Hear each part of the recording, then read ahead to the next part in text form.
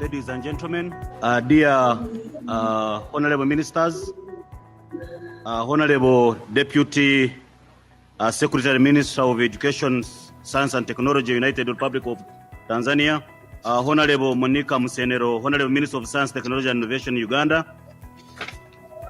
Dr. Saidi Rutabairo Ngoga, technology innovation, Rwanda Information Society Authority, honorable DSG, honorable Christopher Bazivamu, my fellow ES of Inter-University Council of East African Community of East Africa.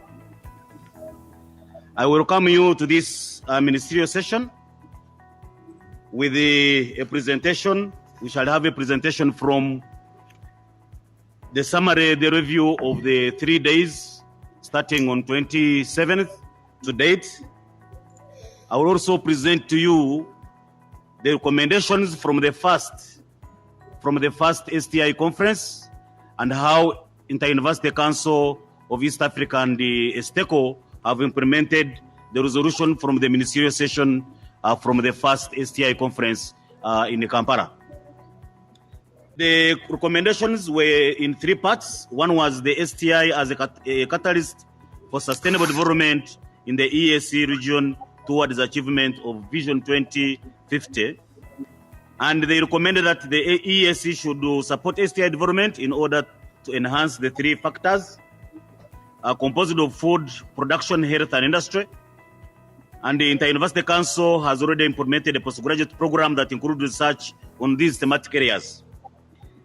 We also have STI Forum, which includes the East African Journal of Science and Technology and the EAC STI conference that have themes on food production, health, and industrial development. We also have conferences. We have already held conferences on e-health and telemedicine conferences in the EAC.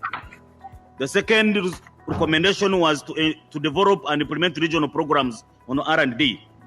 And the University Council so far has African Centers of Excellence supported by World Bank in support of R&D technologies, adoption, and technology. Also, STECO has a regional program, an R&D program on R&D, on research, innovation, and technological fund, and also research grants. We are in the process of developing the regional innovation, technology transfer, and commercialization strategy. And we have also entered into an MOU for a regional program with the National Councils of Science and Technology, the regional industrial technology organizations, and the STECO. The third was recommended that the EAC should add value to food crops by utilizing science and technology and private sector engagement. And these involve the development of bioeconomy strategy for value addition, engaging private sector in STI value additions. Inter-University Council is currently developing a program on NRD, technology transfer, and adaptation, which are linking academia, private research organizations, and also public business sectors. And also Inter-University Council is holding annually the Academia Public-Private Partnership Forum. It was also recommended that the EAC reconcile and balance the generation of solutions and responses to hunger and poverty alleviation. And now EAC is leveraging on new and emerging technologies in agriculture, climate change, and natural resource management. It was also recommended that the EAC should respond to public and policymakers' views, expectation on public sector, on support of STI to business. And the STECO is working with the East African Business Council on ICT for business applications. The last on this, catalyzing the STI implementation, is EAC to track transformation towards the 4th industrial revolution. And the STECO plan is to develop an EAC region of 4th industrial strategy to guide the implementation of the region 4th industrial applications in the industry. The second was to strengthen linkages between the industry and academia. And the STECO has already established a regional network of research and technology organizations.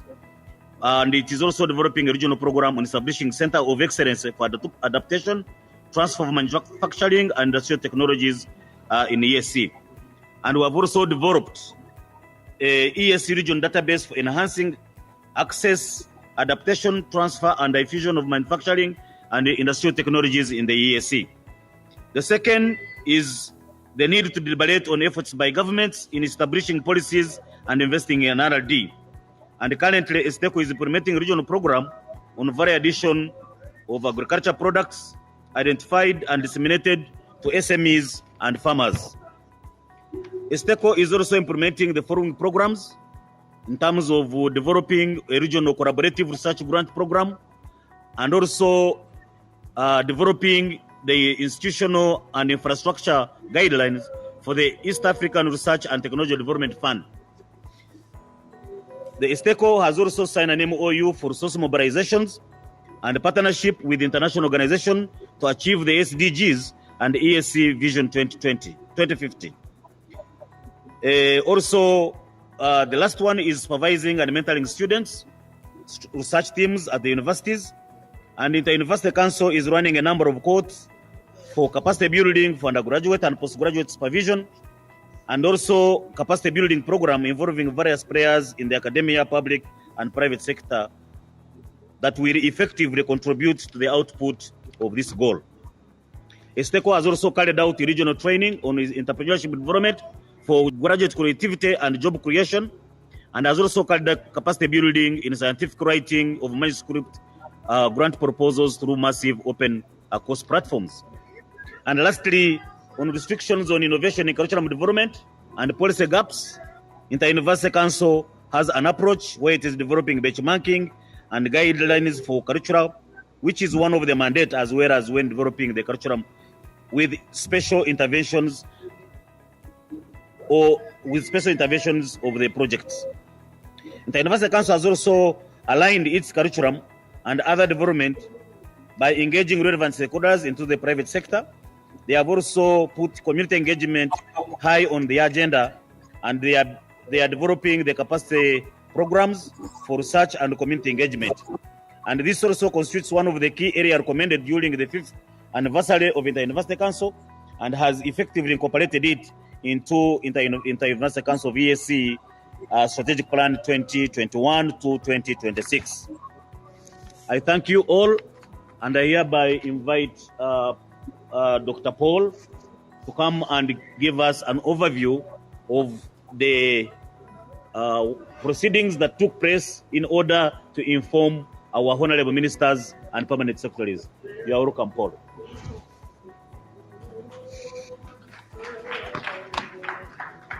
Thank you very much for giving me this opportunity to present to you a summary of the events that took place here in the very good meetings that we attended, to give some insight on the key issues that came out of our discussion for the last 3 days.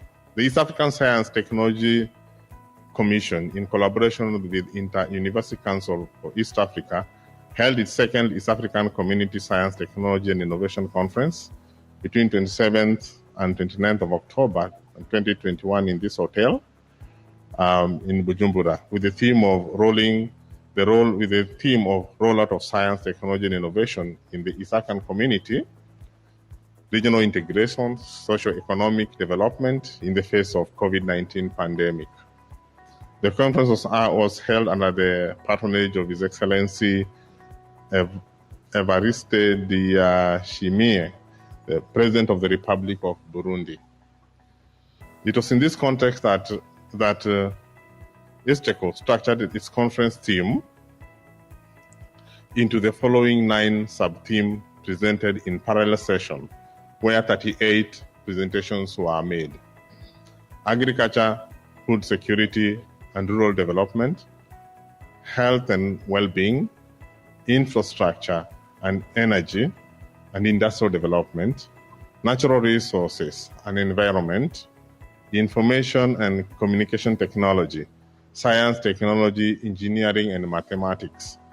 And there were also 8 keynote addresses, 5 plenary sessions where 32 presentations were made, and these were facilitated by at least 14 rapporteurs and moderators.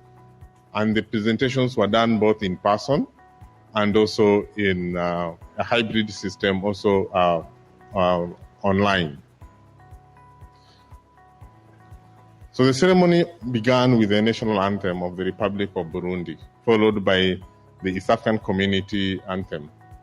The participants were welcomed to Bujumbura and the meeting by Ambassador Jean Bosco Berege, representing the CP, Jimmy Hutingimana, the mayor of Bujumbura, Frederick Bangirimana, representing Professor Francois Hiarinemana, the Minister of National Education and Scientific Research, Republic of Burundi, Honorable Louis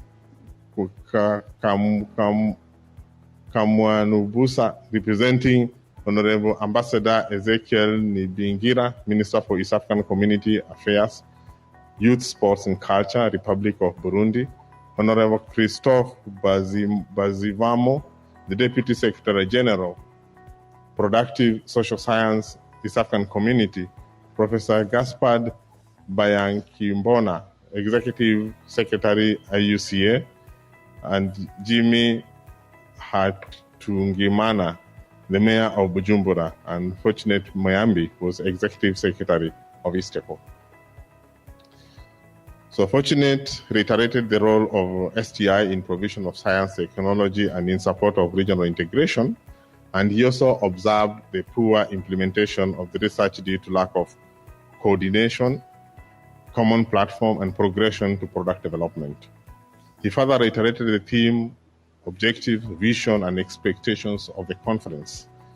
Professor Gaspard Bakingimbona also reiterated the theme of the conference and the role of STI development by economy in East Africa and the influence of the information on policy.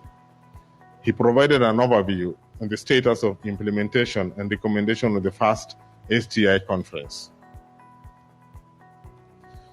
Honorable Christophe Busivoma indicated that the conference is a testimony of the East African integration and milestone in the journey. He reiterated the role of STI in economic development. Louis Kamwenuvisa provided highlight on the pathway to establishment of ISTECO and EAC. He provided insight on the achievement of ISTECO in relation to support from the government of Burundi. Professor Frederick Busirimana was a guest of honor and welcomed everyone to the STI conference. He highlighted the importance of the STI in meeting the visions and the missions of the East African community, as well as those of the national and individual countries, as well as the importance in their growth and development.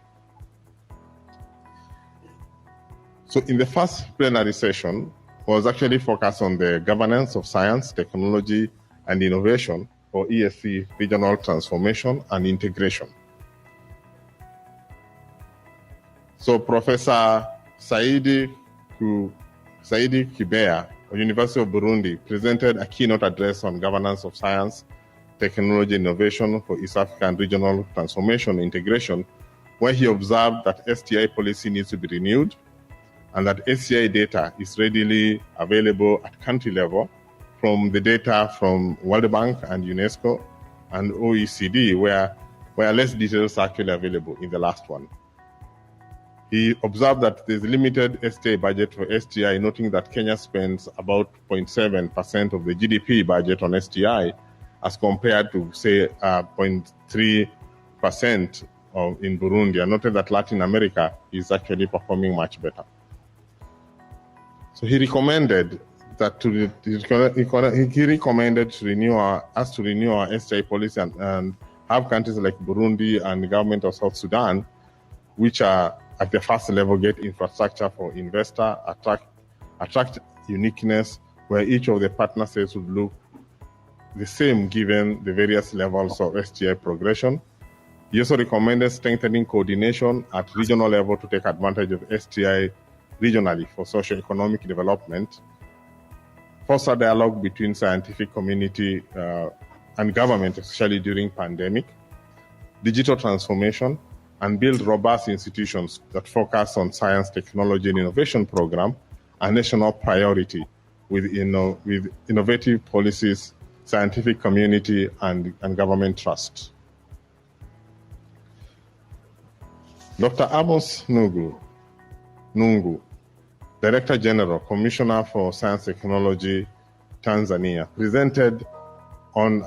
made her presentation on the role of science in regional transformation and integration, in which she observed that science is essential for East African transformation and integration, and that science is vital for enhancing socioeconomic development and competitiveness of the region in the global economics. So regional STI stakeholders such as ISTECO, national STI commissions and council and ministries responsible for STI are critical for promoting science in the region. He highlighted the essence of science in East African region transformation and integration, and stated that science is vital for enhancing socioeconomic development and the competitiveness of the region in global economics. He also observed regional STI stakeholders such as ISTECO, National STI Commission and Council Ministers responsible for STI, and IUCA and African Development Bank are critical for promoting science in the region. Professor Walter Oyawa, Director General, National Council for Science, Technology and Innovation in Kenya, made a presentation on the role of technology and innovation in regional transformation and integration, in which he observed that STI is a way to economic development of our national agenda, and the need for investment in STI in a way that would support ISTECO partner states, and do an update of the country's national STI roadmap. He also gave some insight on the pandemic, how pandemic has made better way for integration, and that ISTECO has a better under the revised STI agenda with more focus on STI programs. These are programs that are focused on training in STI in a concerted way. He recommended that STI as a way to economic development for national agenda, and the need to invest in STI in a way as to ISTECO partner states. He also stated that the pandemic was made in a better way for integration, and he said we should consider STEM as well as STEAM to cater for social scientists. Arthur Makara, Commissioner, Science, Technology, Innovation, Advancement and Outreach, Minister of Science, Technology, Innovation, Uganda, presented on policy implementation practices and the performance of National Development Plan for Science, Technology, and Innovation in Uganda, in which he observed that there's a bottom-up, that the mostly development was largely on the top-down and bottom-up policy implementation practices separately, and this affected policy performance, leading to minimal attainment of NDP plans for STI indicators. He concluded that the top-down policy implementation, the view of lower cadre staff at street-level bureaucrats are not largely included, limiting their commitment in policy implementation. He recommended the sector that suffered from reform should see changes where there is no evidence. And he also indicated that the areas of evaluation and stakeholder study should be studied and the effectiveness considered as key. Dr. Damien Yavumara of the University of Rwanda also presented on application of innovative Internet of the Things services that could address development challenges in EAC region, which was also observed. On the second plenary focused on capacity development in science, technology, and innovation for enhanced emergency responses in East African community. In that plenary, Professor Gaspard Biakimbona, Executive Secretary of IUCA made a keynote speech on the role of universities in building resilience through digital readiness to support business continuities, and made the following observations: that higher education should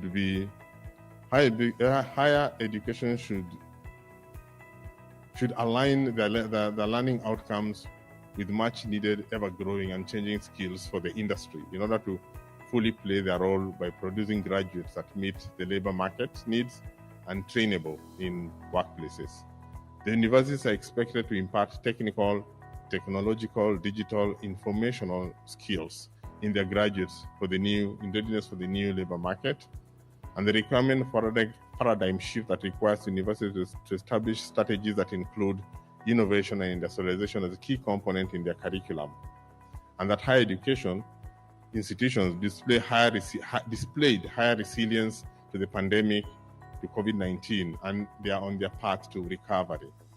He recommended creation of centers of excellence, and he indicated that while IUCA has implemented World Bank projects that created 16 centers of excellence that focus on industry, agriculture, health, education, and applied statistics, these centers will need sustenance beyond the World Bank funding.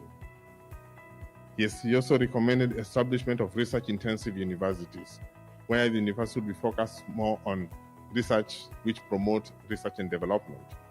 And the university must monetize their IP with research inducted in entrepreneurship, and the university should put implementation, quality control, and assurance for e-learning.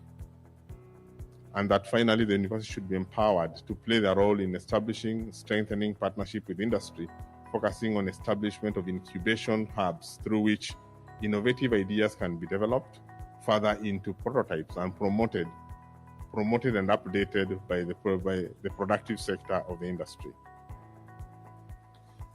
Simon Hochstein, Director General, GIZ Tanzania, made a presentation on digital skills for innovative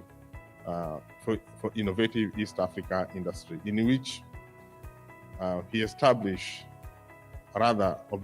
that there's an establishment of the digital skill for innovator in East Africa and based in Tanzania. And he also highlighted establishment of digital and embedded mobile system in cross-cutting areas of IT. And that working in COVID intervention through training staff in the university, as well as establishing appropriate infrastructure. He recommended improvement of university in digital capacity and build business incubators in the university. Dr. Matthew Mtumbuka, the CEO of UbuntuNet Alliance, made his presentation on the role of research and education network in East African digital transformation, in which he observed that UbuntuNet Alliance actually provide high-speed, affordable internet bandwidth for the ACI institution in 12 countries in Africa, including all the East African community partner states. And the program is implemented through the National Research and Education Networks called NREN, and 7 have been established to date. He recommended that more support is required from African governments, because currently the regime is entirely donor-driven and might not be sustainable in the long run. And he also requested for a review of the tax across partner states to facilitate further internet penetration using their model.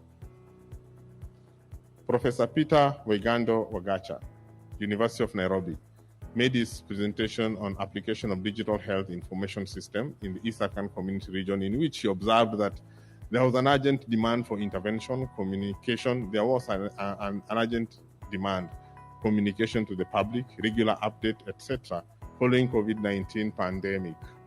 Hence, there was a need to get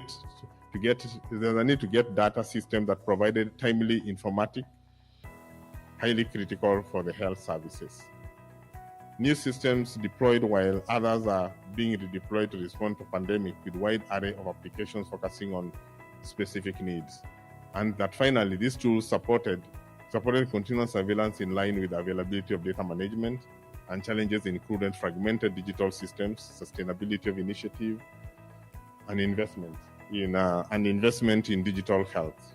He recommended establishment of digital health policy strategy, increased investment in digital health, capacity building in digital health, establishing standard interoperability of the softwares, prioritizing digital health in health funding, and closer East African partners working on cross-border issues based on digital knowledge and health.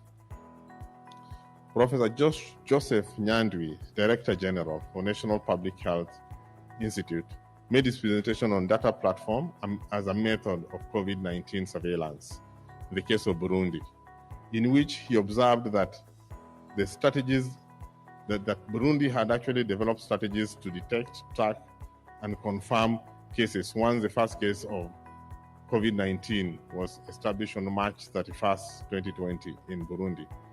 He also established the software based on, among others, the ministry guidelines, advice from local medical practitioners, WHO strategic guidelines for management of health emergencies, 8 pillars of preparedness and response to COVID-19, and hinged it on existing community-based support.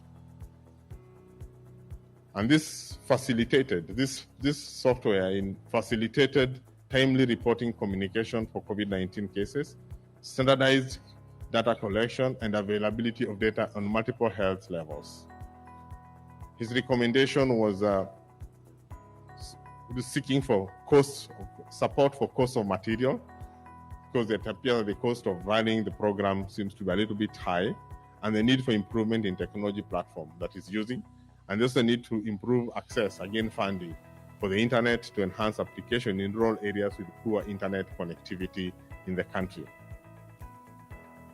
And then Herman Alex Laplace, Political Officer, United Nations Office for Disarmament Affairs, made a presentation on advances in science and technology and their potential impact in international security by looking at the role of Biological Weapons Convention, and made the following key observations. That WPC, that is the Biological Weapons Convention, codify actually the strong widespread prohibition of development, production, stockpiling, acquisition, retention, or transfer of biological weapons, with 133 states are being signed on. There are 4 signatories and 10 countries are non-parties. All East African community partners are party to this agreement. He also observed that the convention also facilitates international cooperation in capacity building and assistance in promotion of peaceful use of science technology while addressing other needs. They said there's a need to pay continuing surveillance to science and technology trends, since at the moment the development or production of biological weapons can be done with little capacity, with less skills, speed, and time. And this can actually be able to support proliferation of these particular weapons for non-peace use. So he also talked about 3 capacity building opportunities which are available in at the moment that the members of the community, East African community, can apply for and request for. He recommended that the Biological Weapons Convention needs to keep abreast of the STI to forestall proliferation of WPC for non-peaceful use. At this particular juncture, others also raised additional concerns. Professor Juma Shabani, the moderator, reiterated the need for African institutions to compete for external funding to supplement funding from government research and development. Professor Emmanuel Uwoga, Vice Chancellor, Nelson Mandela University of Science Technology, decried the shortage of skilled, experienced academic staff in the university and lack of succession plan. IUCA indicated that it will take it up for reporting as it explores ways of enhancing local capacity through training of supervisors and staff and exchange staff. He also talked about recruitment policy that do not allow employment of staff from outside member states, like in this case Tanzania, and honored how IUCA intervention and how UCA intervention can help. He also wondered why Ubuntu Alliance, working with the Telenet in Tanzania, does not have success stories in Tanzania.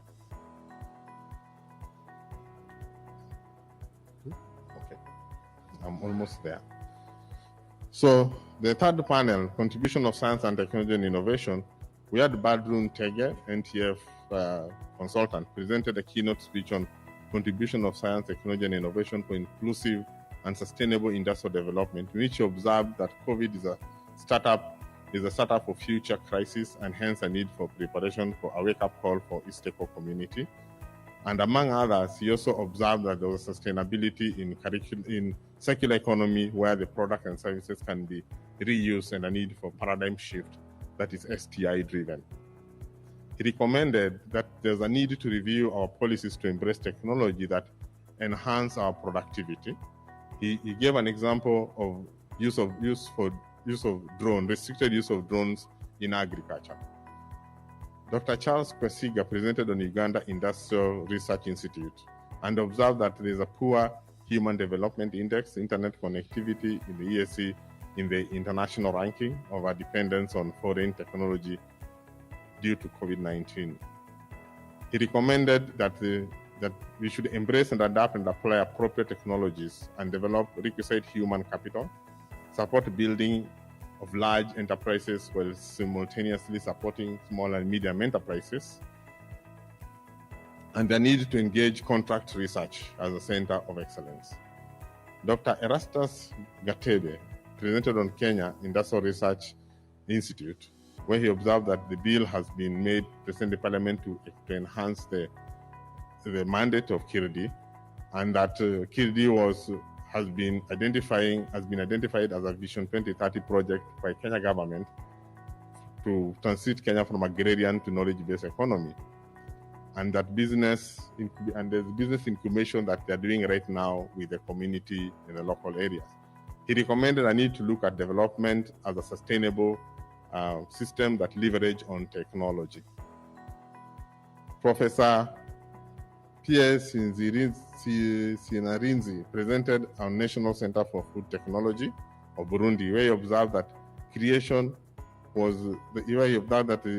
the technological development that included that the institution had made technology development that included cereal, rice, and husking, among other things, and that the institution has advanced equipment that include high-performance liquid chromatography in chemistry department for detection of aflatoxin and pesticide residue, among others.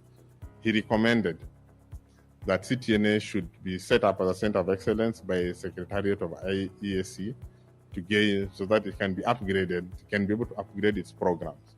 Finally, we had Leo Okwani Lole presented on Minister of Trade and Industry, Government of South Sudan, where he presented on the status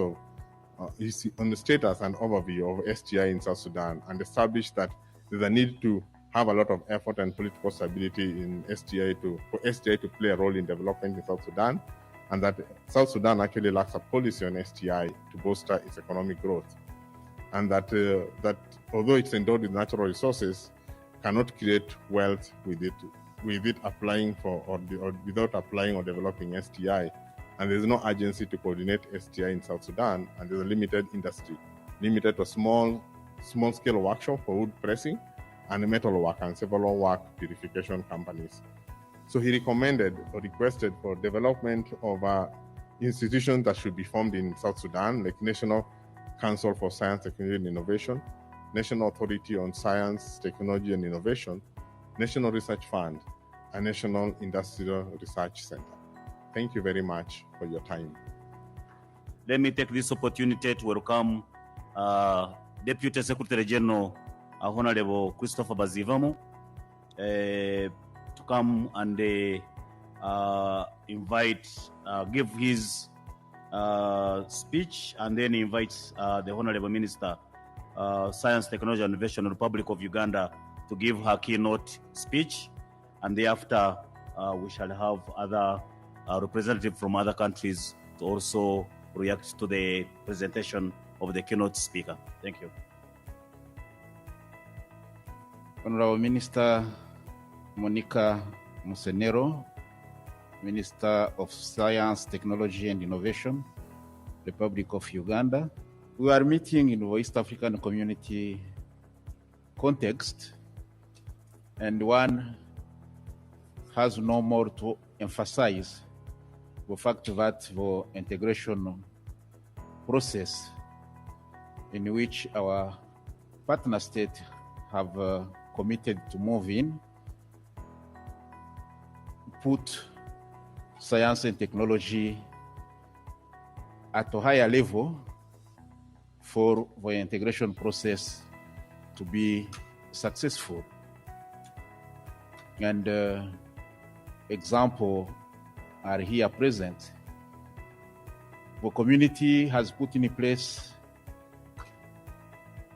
the East African Community Science and Technology Commission to lead in that process, because we believe it's important. Actually, we do whatever it deserves to promote science and technology in all sectors of our integration process. And it is also important to note that education plays a big role.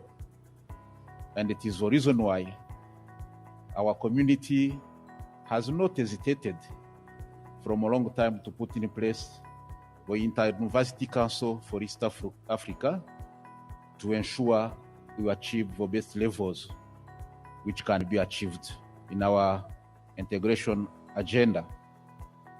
And I, again, after having had and followed attentively the different recommendations which were highlighted throughout after different presentations, we can only thank the Inter-University Council for East Africa and the East African Community Science and Technology Commission for having worked together to come up with this conference, which is very important as a platform to bring together scientists in our region so that they can guide on which is the best way to move forward to advance our integration process. And you have heard through these recommendations that all sectors are covered, including agriculture and food security. And you know, when it comes to agriculture and food security, we see that in East Africa, more than 70% of our industries are agriculture-based industries or industries for agriculture inputs.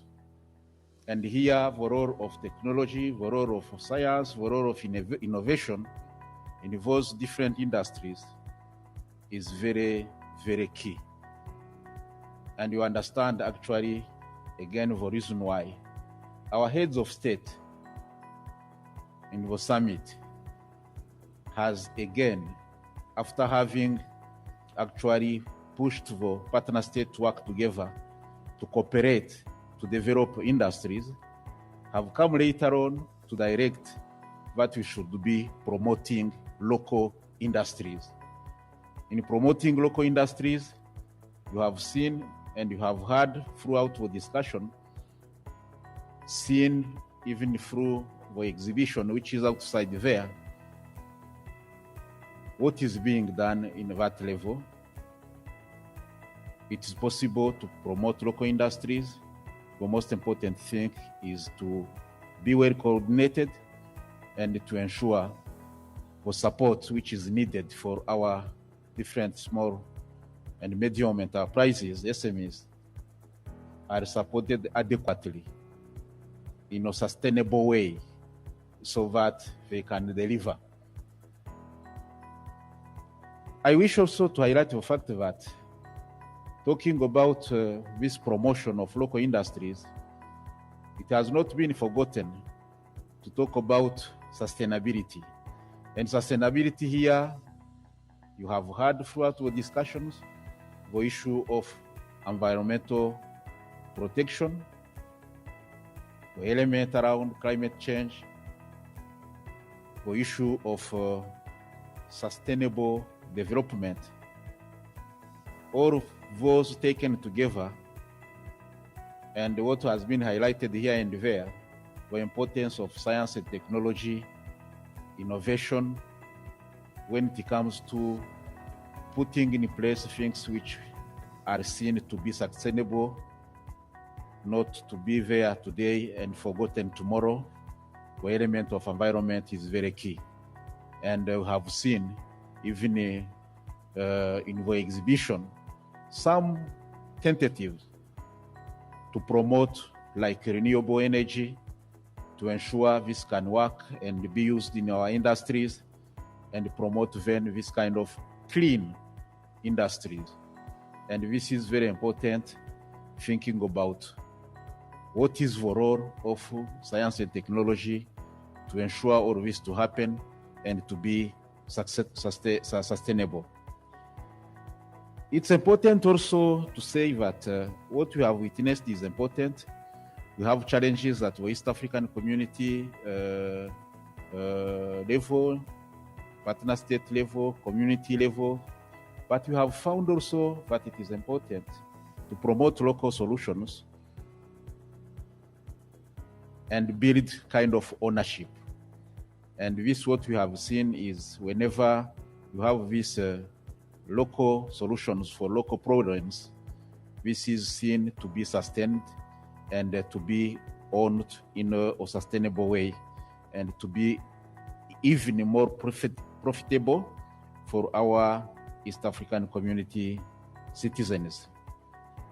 So, Chairperson, through the recommendations, we see that we have achieved a lot in this process, but it is also important to note that a lot of gaps are still remaining, and we need actually to do more. We need to invest more. We need to mobilize more resources to ensure we can fill the gaps which are there on the ground.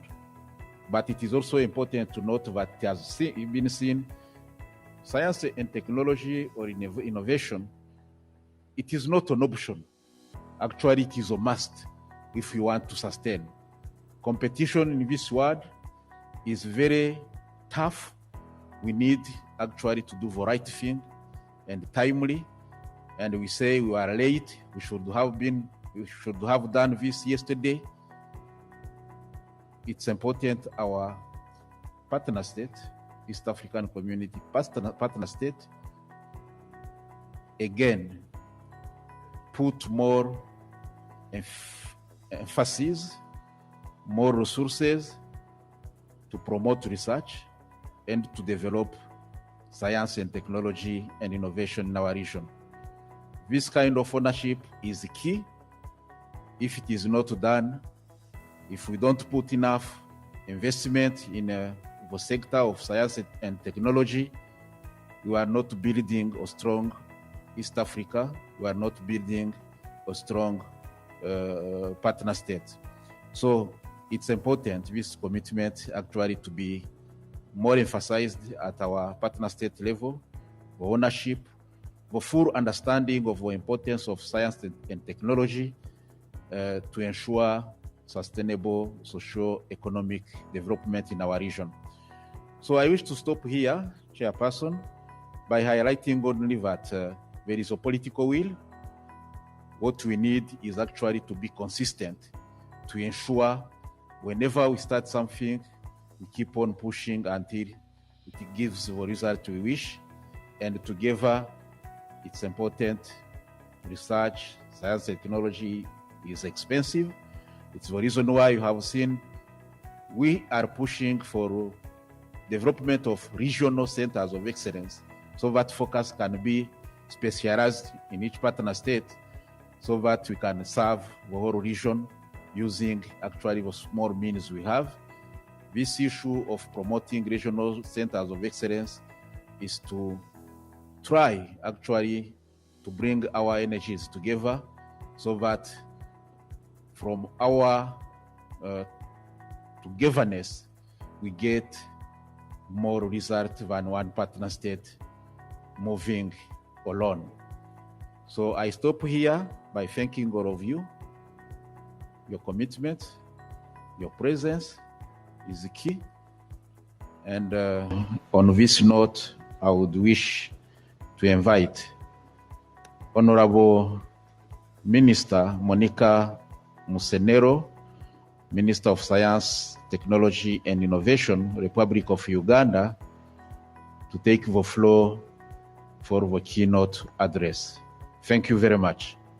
Thank you very much, the honorable ministers from the East Africa member states, all the delegates, the team from ISTICO. I want to begin by appreciating everybody for being here in the spirit of East Africa, and also appreciating the government of Burundi for hosting us for this meeting. I register my apologies. I was supposed to have been there physically, but at the last minute, it was not possible. But I appreciate this opportunity to present some thoughts as at our level, we begin to think, how do we move from where we are? So I'll just share some thoughts and some experiences from Uganda, hoping that we can begin to have some discussions moving forward. I was reflecting on this process of development or growth and what our populations and our governments, the wider governments, expect from us. And the process of growth development is a process that creates growth. And we know that growth is visible. It shows up, it is seen in something. When a child is growing, definitely there are so many things taking place inside that child. But we measure height, we measure weight, we measure milestones of that child growing. And that informs us that this process is healthy. It may not always be possible for everybody around to know the physiological processes taking place inside our body. But as long as we begin to see the evidence outside, it begins to show that actually development is taking place. I'll refer to this concept later. This is not something I need to belabor. I'm preaching to the converted that STI is the only vessel that moves a nation forward. Our African countries started by us as societies exploiting our natural resources with very minimum input. With the coming of colonialism, we industrialized those processes, and for many of the years we have been exploiting that. And of recent, I have observed that in most countries in the region, there is a slowing down because STI was supposed to come in and give an uplift to those growth processes. So if we do not actually make STI work, not that we don't recognize it, but if we don't make it work, we shall be left in the ruins of history. I was reviewing ISTECO, and I appreciate for this second meeting. Only a few months in the office as a Minister of Science. So it's important that I put my presentation in the context. And I checked out the objective that the objective is to coordinate the development, management, and application of science and technology in the partner states. And also I've seen in the documents that this is something that has been prioritized. It's really been prioritized in the East Africa Community protocols. And in terms of implementation, we have, of course, so many, but we have the East African Council, University Council, we have Health Commission, we have these biennial conferences, and a number of things that have been mentioned. However, I have these questions to pose to my colleagues and ministers and all of you listening. We have these significant reports of processes as have been presented by the reports in this conference and in the previous conference and as many things. How are we doing in actually touching down? How are we doing? How far are we to touch down? When you're playing rugby or American football or even football, you can play very well in the midfield, but if you don't score, you lose the match. How are we doing? How are we scoring the goals? How are we actually getting these things to touch our economies, to touch our communities? Does a common person in Uganda, in Burundi, in Kenya feel science, technology, and innovation? Or is it something that we espouse so much in our meetings and we talk to ourselves and we are happy? That's something for us to ponder. What are the actual changes in STI? What are those actual things? What are they? Have we defined them? It's a different thing for us to define SDGs. It's a completely different thing for us to define the impact of science to a citizen in Uganda, in Karamoja. So just some thoughts. I would like to just share my experience and discoveries over the past 2 years when I have been very, very involved in science, technology, and innovation, and then draw some lessons from them. I've learned that for us to have science technology to become prioritized and appreciated by our populations and policymakers, we are part of the policy making, but we are only a small component as ministers and as technical leaders. But for us to get the sufficient resources that we need, to get the support that we need in terms of legal frameworks, we needed to show our relevancy to the overall strategic development goals of our countries and the community. Sometimes science and technology is not given the priority it needs because we have not brought out that level. Whereas on the broader scale, everybody believes that science and technology is indeed the issue.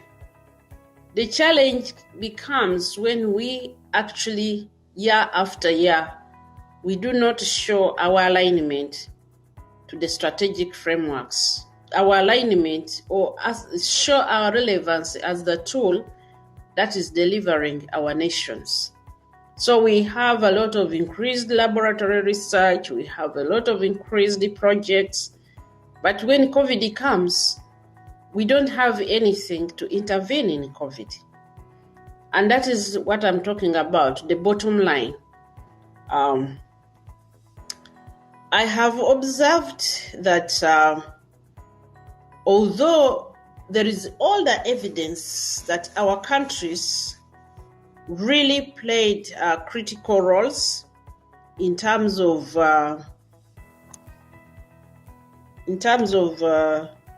research, we played very, very big roles in terms of developing. Sorry, I need to put back my projection. Apologies, I need to put back my projection. Okay, fine. So although we started historically, Africa was very advanced in science We discovered fire, that was science. We discovered a lot of medicines without laboratories. Something happened to us which made us lose confidence and which disconnected the science we do from the lives of our populations. And our relevance lies in us reconnecting and then getting support from the population so that we can be able to really position science, technology, and innovation to drive the national and the regional transformation. This touches on the philosophies or on the policies that we adopt. I have discovered that in many of our countries, especially Uganda, where I come from, we adopted some philosophies. We have adopted certain philosophies on STI which don't render it impactful.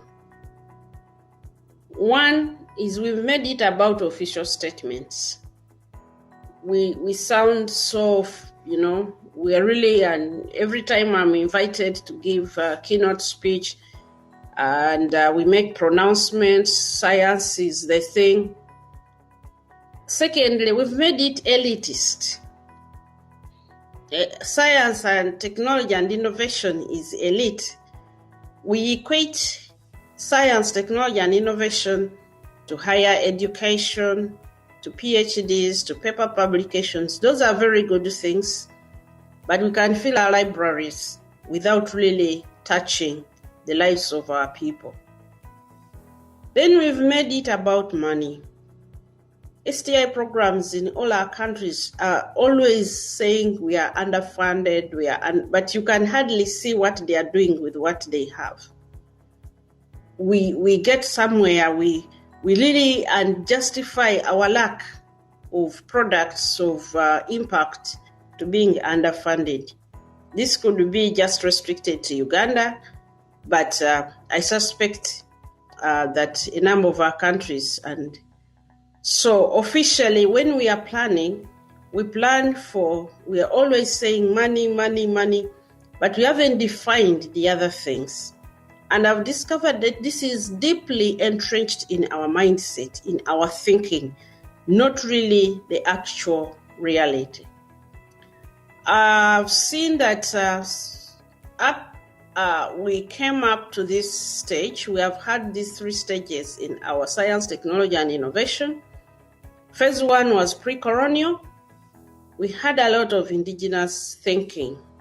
Actually, the colonialists learned about plants which heal people, and then they took from our ancestors. Then they took them, analyzed them, and developed what we call modern medicine. During the colonial period, the technology was developed for us, and those processes were stopped. We went into education, and education prepared us to be technicians, users of technology. And for me, that's the biggest impact that colonialism had on us. We lost confidence in our ability to develop technology unless we are connected somehow to someone outside. We don't think we can do it. So we try but go somewhere and just don't go for the big thing. Then the next phases, especially of recent, over the past so many years, in our countries, we have developed some human capacity. We went into a 3rd phase, and this is prominent in my country, where we have developed a lot of laboratory capacity. We have developed a lot of technology, kind of imported technology. So we have a lot of expertise in terms of human resource and even equipment. But there is no significant funding locally. So what happens is our scientists participate. They are always busy with research. They are always busy traveling. But that work does not yield results where we are. They actually export what I've called exporting raw knowledge to import finished goods. They are often oblivious of what is happening. In terms of the topic I was given, why in this context of COVID? COVID has taught us a few lessons. They are harsh lessons, but they are also pleasant lessons. The harsh lessons came for me when I was appointed as senior presidential advisor on COVID, and I had to provide answers to complex questions. And it became very clear that without us developing indigenous technology, we'll be in trouble. Not just now, but ever. When times are good, who needed a mask? And we just didn't have the capacity to produce them. Who needed gloves that much? We could always import. But time came when we needed to have some capacity. And we looked home and there was nothing. The second one is that just studying science, which is not productive, which doesn't produce products, it will fail. It will fall apart when we need it most. And I have already given examples. The third reality is that we must build structures and capacity before we hit the time of crisis. And that is when we have some peace. We are not under COVID, because once COVID came, it was emergency. And this is scary to know that this is going to repeat. So in the context of COVID now, what should we be doing? But we also have pleasant lessons. The first one is we really can. We can. That statement is complete. Why do I say that? It's because of what we have been able to do in this time. We have woken up.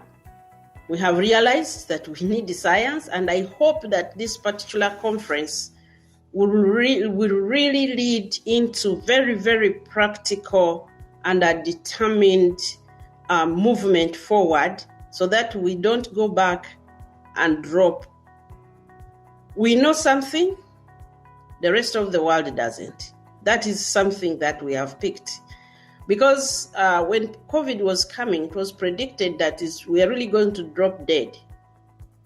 And up to now, I don't think we have full scientific explanations as to why Africa and East Africa has not dropped by the roadside. Because we know the capacities we have, yet we have not suffered as much from COVID as was anticipated. So there is something that we know. There's something that our populations know that the rest of the world doesn't. And then the last was that policymakers can listen to scientists. When scientists were needed, in my country, scientists have never been more relevant in the policymaking room than during COVID. So these for me are good lessons. And we need to take something from here, especially in that context. Now, allow me give a few minutes of reflections, specifically of lessons from Uganda. Uganda has a strategic direction they want to go. Now, when we have been pushing STI, and Uganda has really tried. We have invested in STI. We have so many institutions on STI. We have so many efforts, so many innovation funds, so many universities that have come up. And you see that there is a flurry of activity going on.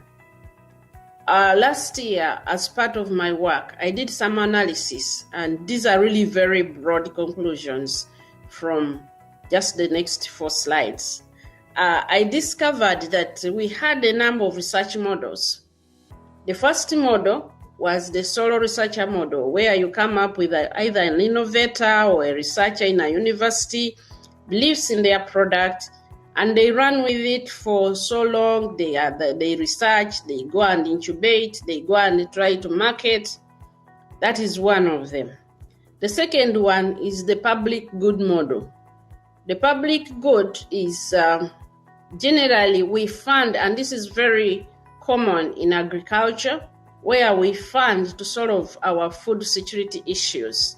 So we have a drought, so we develop a drought-resistant product, and we disseminate it to our farmers, and basically, generally, it ends up in subsistence, and we do not follow it up to build an industry.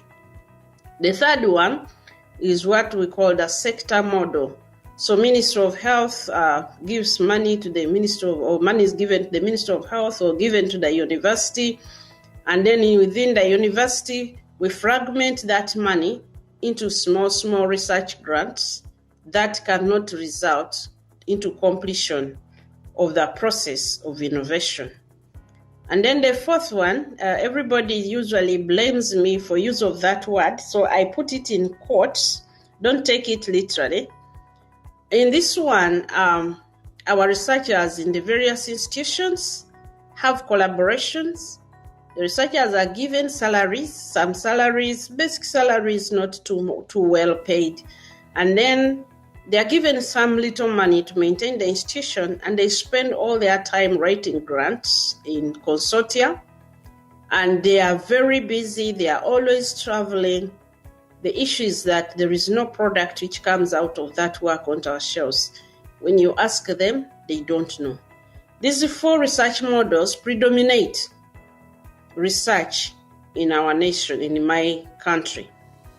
And as a result, by 2020, the trends of our innovation index was like that. If you see, I only managed to put there 2 African countries, Kenya and Uganda.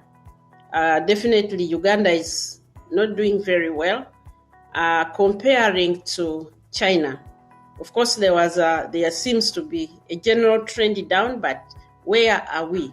So those models, that is what they have yielded for us. Definitely not very good, and it is not going, we can have all the conferences, but it's not going to show up in transforming the nation. So it's clear that if we continue this way, we are unlikely to lead our region into a desired destiny. So what should we do? What will be the role of us integrating? Or what would be important if we integrated? I'm going to give a few things.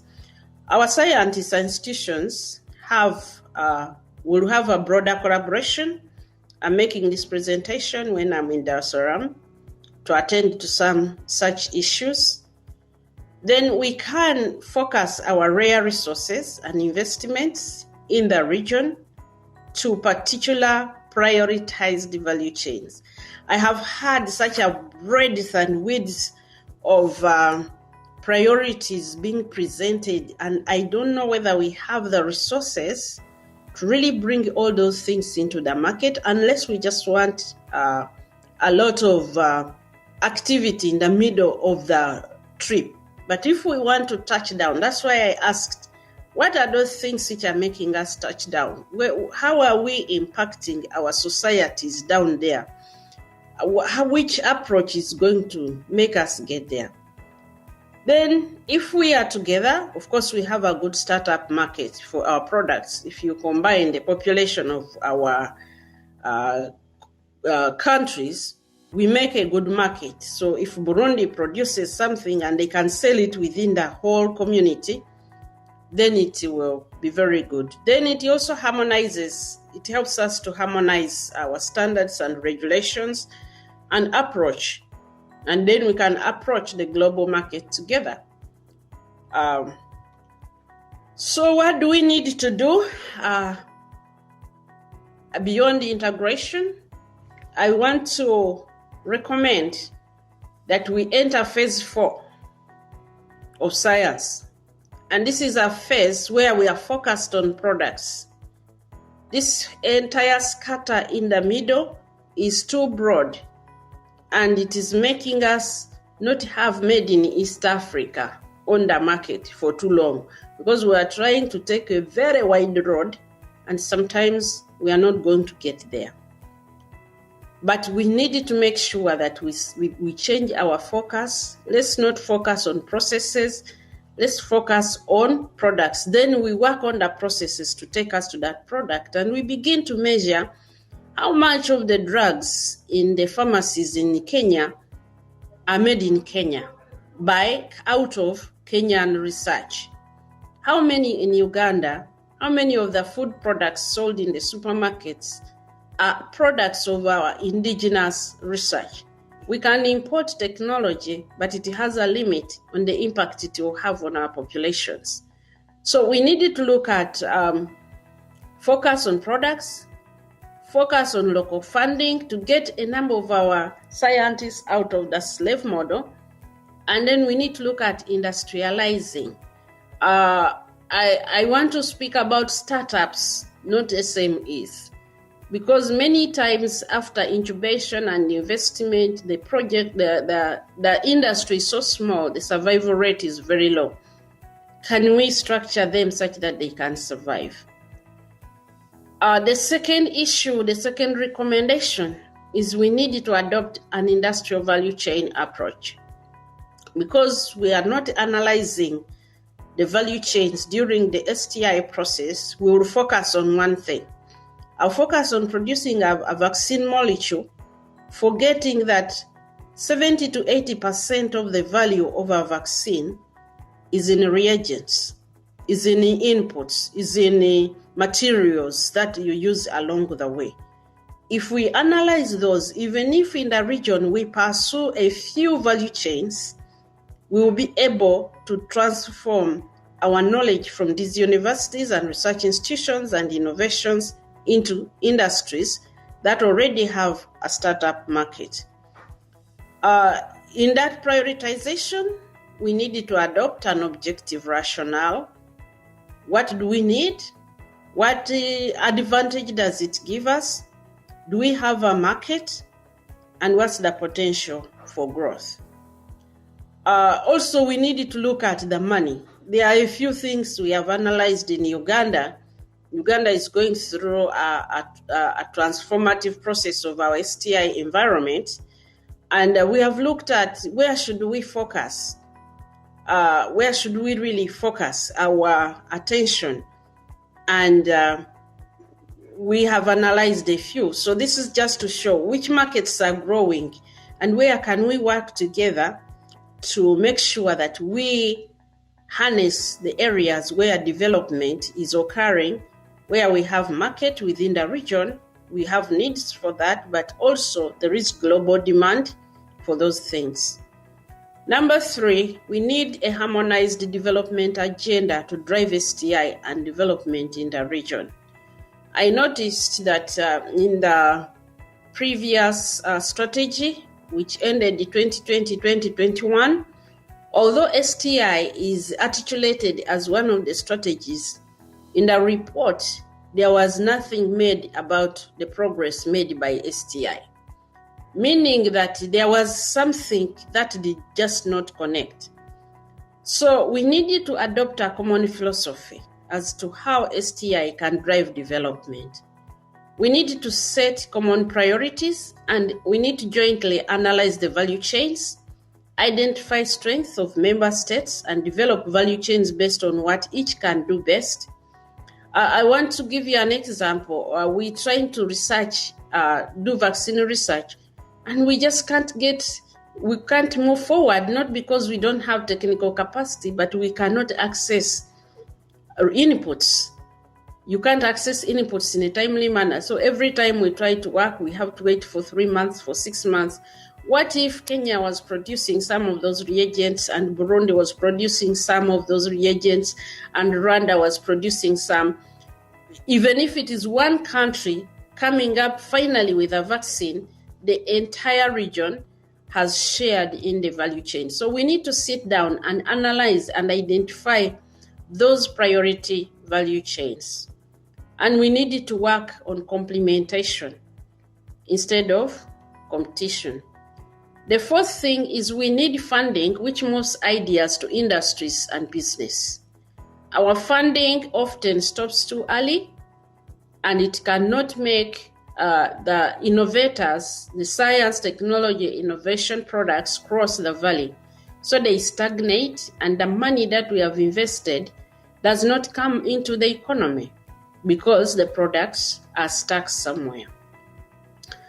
And then we need a very strong practical coordination mechanism. I would like to propose that the Commission should facilitate the setup of regional think tanks. These occasional meetings do not take us there, and just the staff at the ISTICO trying to implement.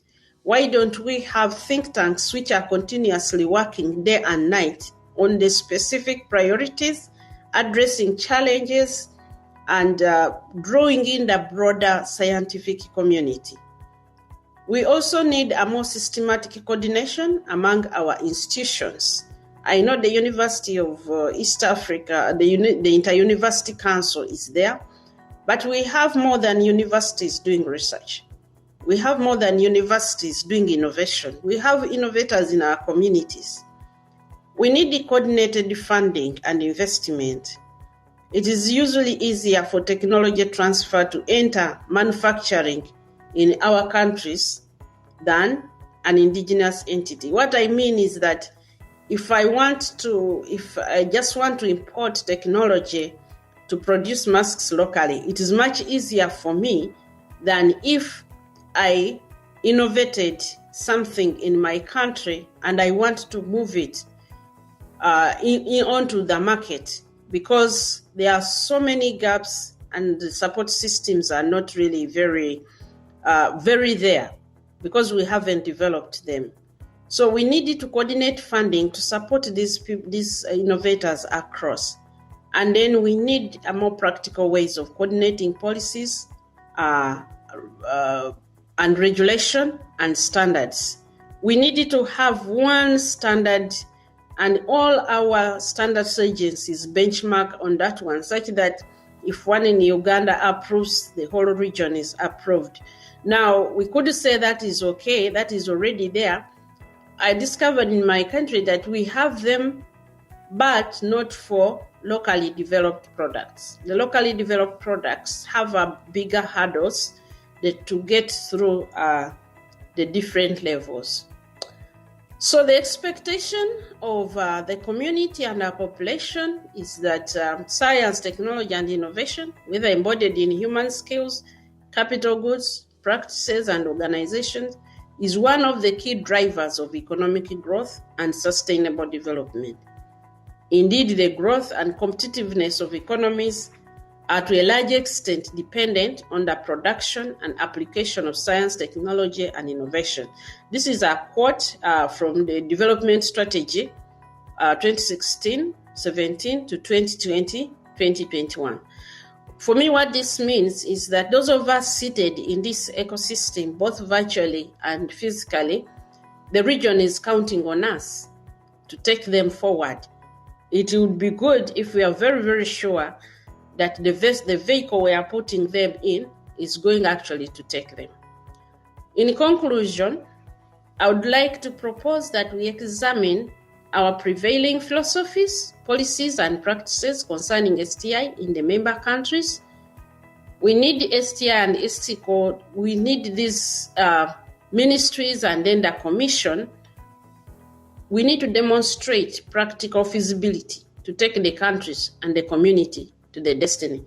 I've found a lot of fragmented analysis of, yes, it is agriculture which is going to take us there. But then there is another one which says, oh, it is a digital economy which is going to take us there. None of those can move on its own. We just need to choose proper value chains. There must be a practical, implementable plan for the STI entities to deliver their promises to the region. We have a lot of high-level plans. We are short of implementation plans that touch the ground. I've reviewed quite a few documents, and I find a lot of high-level statements and very few practical things that we can monitor to touch the ground. There must be effective communication between the STI fraternity and the policymakers. This is a big gap. Communication, scientists don't know how to communicate so that we are prioritized. We need to have effective communication. I don't know whether when we were talking about a journal, science journal, we are very good at that. And the world is not short of science journals. And neither are we short of publications. We are short of communication media for policy and the population to support STI and our products. And we need to strengthen that. And we need to show practical justification and advantage in us working together. Quickly, in reference to COVID, I've set the errors. I've just proposed there that we need to refer to. Before COVID, we were kind of asleep and oblivious of a number of things, and it was life as usual.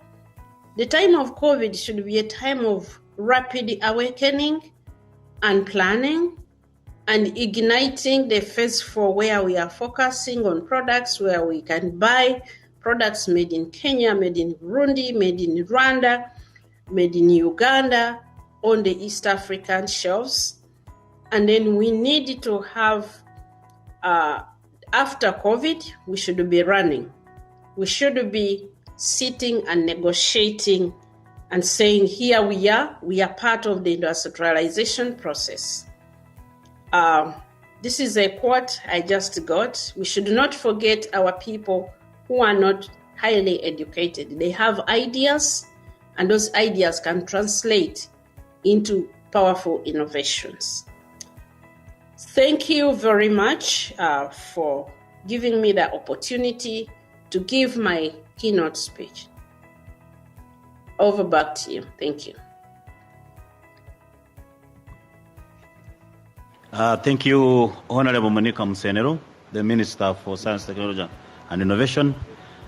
Let me take this opportunity to welcome Professor James Moore, Deputy Secretary, Minister of Education, Science, Technology, United Republic of Tanzania, to give the closing remarks.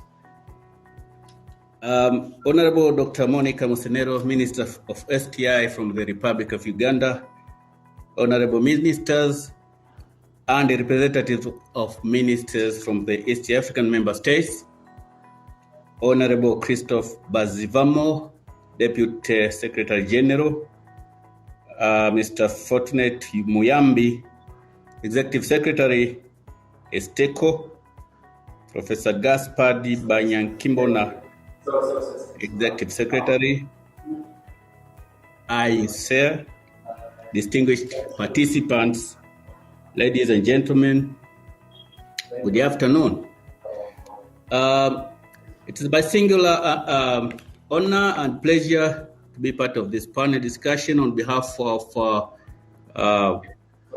Professor Joyce Lazaro Ndalichako, Minister for Education, Science and Technology, who was supposed to give this talk, but she couldn't make it because of other commitments, and she asked me to represent her. We are supposed to talk about the importance of science, technology, and innovation on socioeconomic development in the phase of COVID-19 pandemic. And Honorable Monica Musenero has talked about it very deeply, and I concur with most of what she said. And probably what I'm going to say would be alongside what she has just told us, but I just underline a few things just to show the importance of the points she made. I would like to talk about the effects of COVID to our society. Let me start from there. And the lessons that we learned. We had a number of bitter lessons. And that's where STI comes in. After the outbreak of the COVID-19 pandemic, there was lockdown everywhere almost. And we used to take, for example, some of our patients abroad for treatment. That was not possible during the COVID pandemic.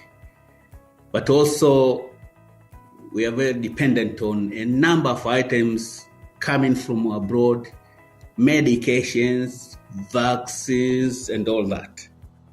But with the lockdowns, we all learned that that was not practical. And our economies went down because we couldn't import a lot of commodities from outside. We couldn't even, export ours. But also, when it came to the vaccine issue, again, we have a challenge that we don't have our own vaccine. In some cases, or in some situations, we don't have enough money to purchase the vaccines from the producers. And when you get the vaccines, they are not enough. So all these are bitter lessons. And they call for our own interventions, internal or local solutions. And science, technology, and innovation can go a very long way towards giving us solutions to those challenges. We heard from the keynote speech that, of course, we have, to a certain extent, we have a capacity, but we lack regulatory and policy frameworks that integrate us as East Africans, that can pull resources together, that can make us think together, act together. We don't have that coordination.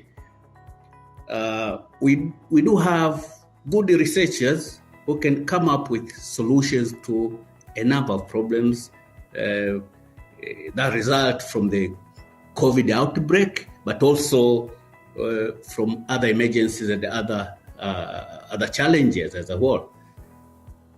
But again, because of lack of well-coordinated and coherent policy frameworks, our researchers know a lot of what is happening, for example, in the Western world than what is happening next door.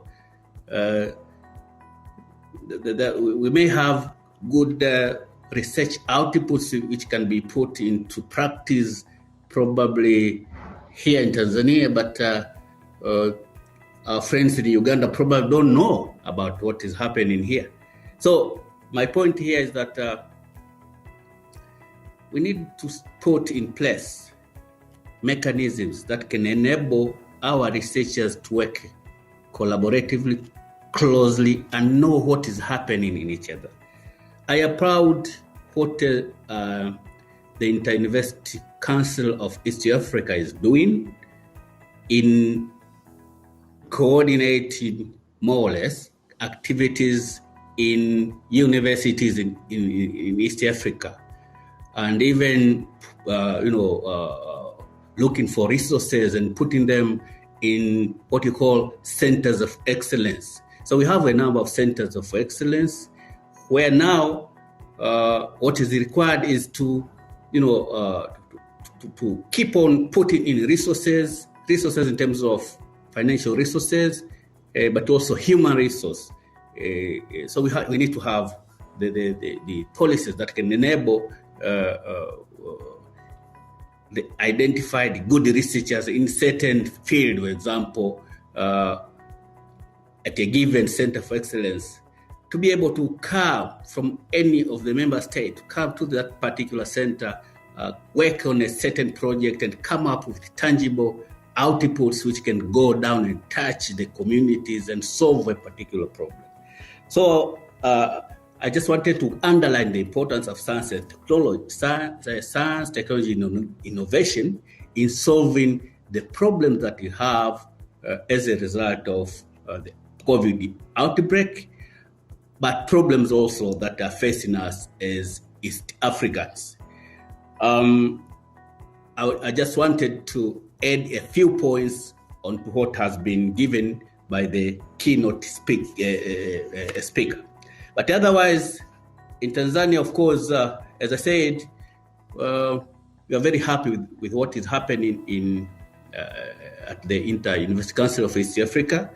Of course, they have sourced some funds and enabled establishment of a number of centers of excellence through the World Bank funding, but also through the African Development Bank funding. In Tanzania, we are, happy that at least we have 4 centers of excellence that are funded by the World Bank, and 1 center of excellence on cardiovascular disease funded by FDB. But we do have also centers of excellence in TVET institutions funded by the World Bank, but also some centers of excellence on ICT, also, many with funding sourced by the East African community through IUCER. So we encourage our colleagues or researchers from member states at least to be aware of what is happening, or to look for some information on what is happening in these centers of excellence, so that at least we can collaborate and work together, come up with solutions that can solve our people's problems. It is possible. It is possible. And again, if I reiterate on the importance of collaboration, for example, the question of coming up with the vaccines ahead, Ugandans are doing something, looking for vaccines. Rwandese, they are looking for vaccines as well for the COVID-19. We Tanzanians also, we have started working on along that line. They're also looking for a vaccine for COVID-19. But maybe we need to reach a stage where we can put heads together and work together. Probably we'll go faster than going individually. With those few remarks, thank you very much. Let me take this opportunity to welcome Dr. Saidi Ngoga, Division Manager, Technology and Innovation, Rwanda Information Society Authority, to give his discussions as per the keynote speaker. Thank you. Honorable guest of honor, Minister Professor Francois Habyarimana, Minister of National Education and Scientific Research, Republic of Burundi. Honorable keynote speaker, Minister of Science, Technology, Innovation, Republic of Uganda. Honorable Executive Secretary and Deputy Executive Secretary, and Honorable Executive Secretary of IUCA, distinguished guest and participant. I'm here representing the Minister of ICT and Innovation, Honorable Minister Paula Musoni, who couldn't join this session, and also to thank you to be part of this session. I want to also provide the reflection from the note or the keynote that we just received, but also starting from the Rwanda experience, and mostly looking at the COVID and the role of STI but also looking forward and reflect on some of the lessons we learned. So next slide. So next slide. Okay, so the keynote presented us some points to reflect on, and she mentioned something about the fourth phase of STI, and I want also to reflect on that a little bit, but highlighting what she mentioned, like the growth aspect and the importance and the focus of growth. Yes, STI is a driver to those aspirations as we have in as well. And we recognize the importance of STI, and a lot have been done in terms of enabling and implementing the STI policy.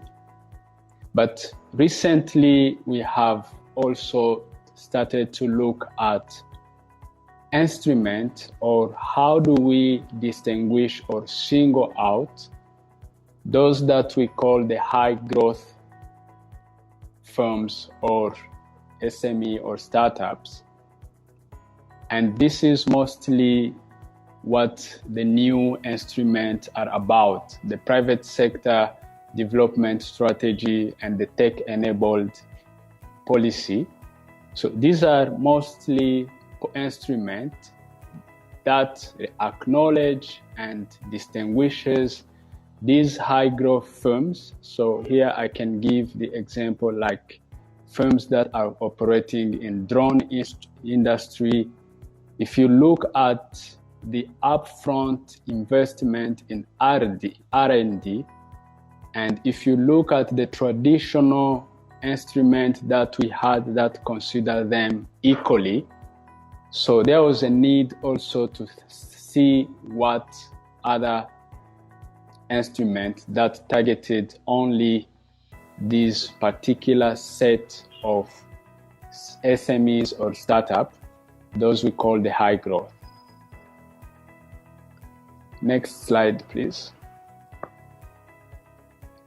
So also looking now at the instrument, the next one. Looking at the instrument. So here is just like a summary, or just to summarize the needs or the expectation or what the ecosystem needs, the voice.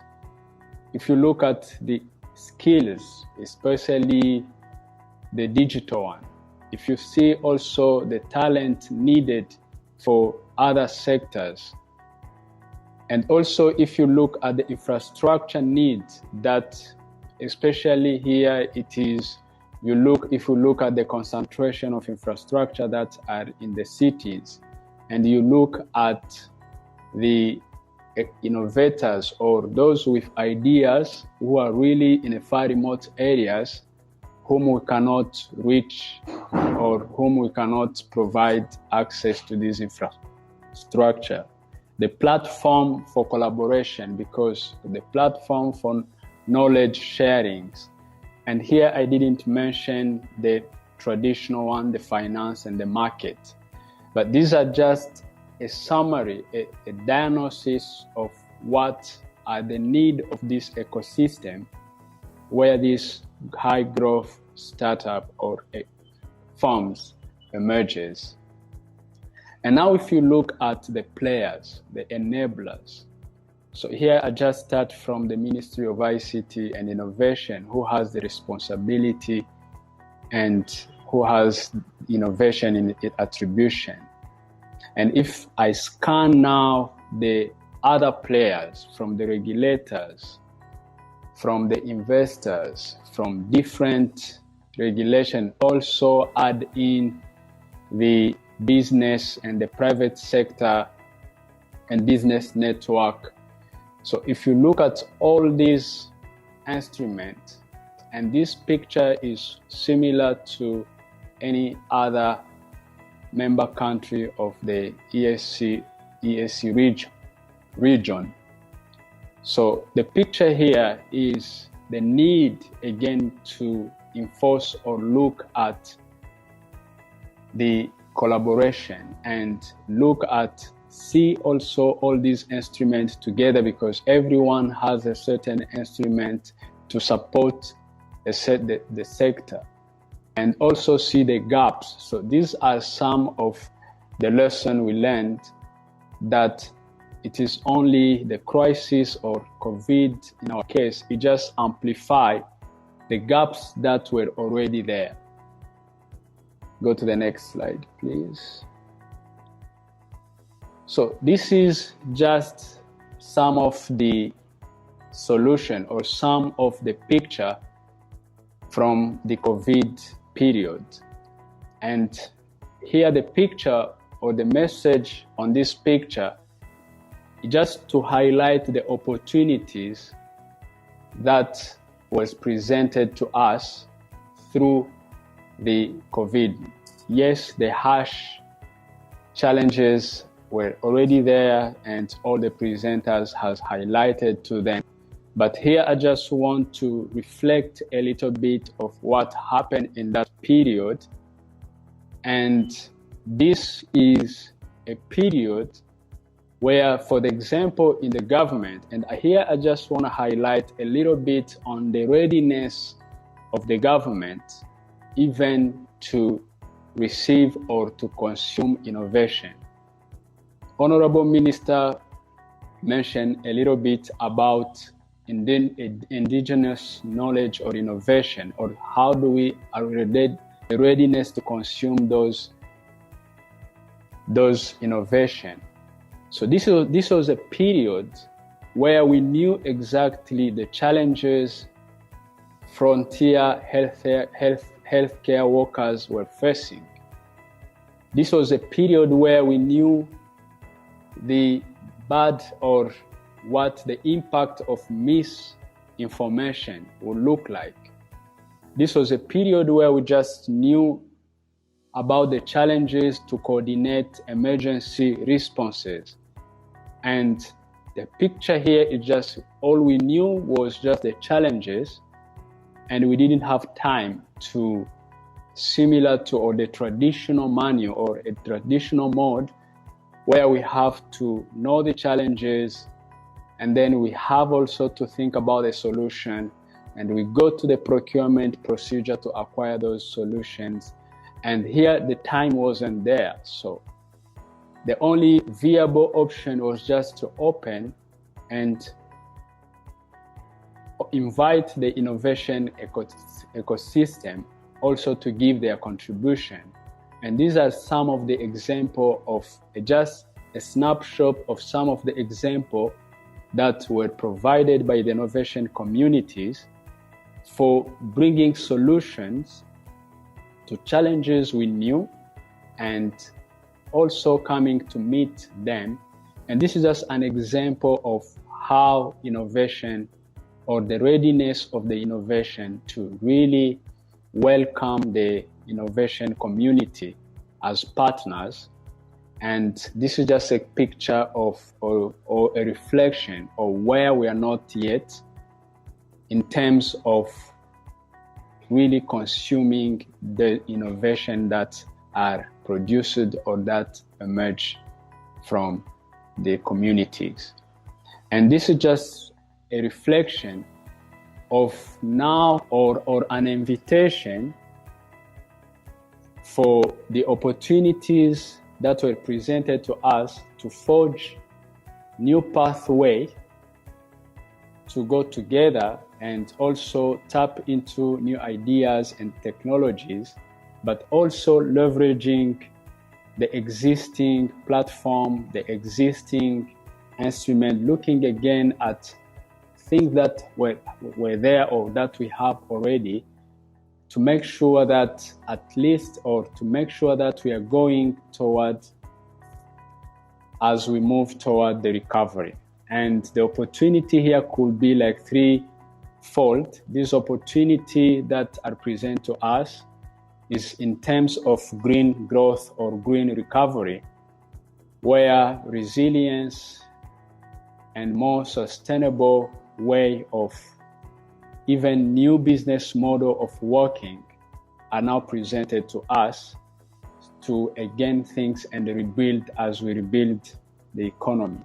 The second area is also we witnesses the presence or the importance of digital technology, which enables the majority or mostly the entire continent or the world to continue just because of the ability it provides, but also without bring the collaboration and multi-partnership and multilateral collaboration to make sure that we capitalize on the scarce resources that we already have. So this was just some of the reflection that I want to bring to this discussion in response to the question that was presented by Honorable Minister about the fourth phase. Thank you.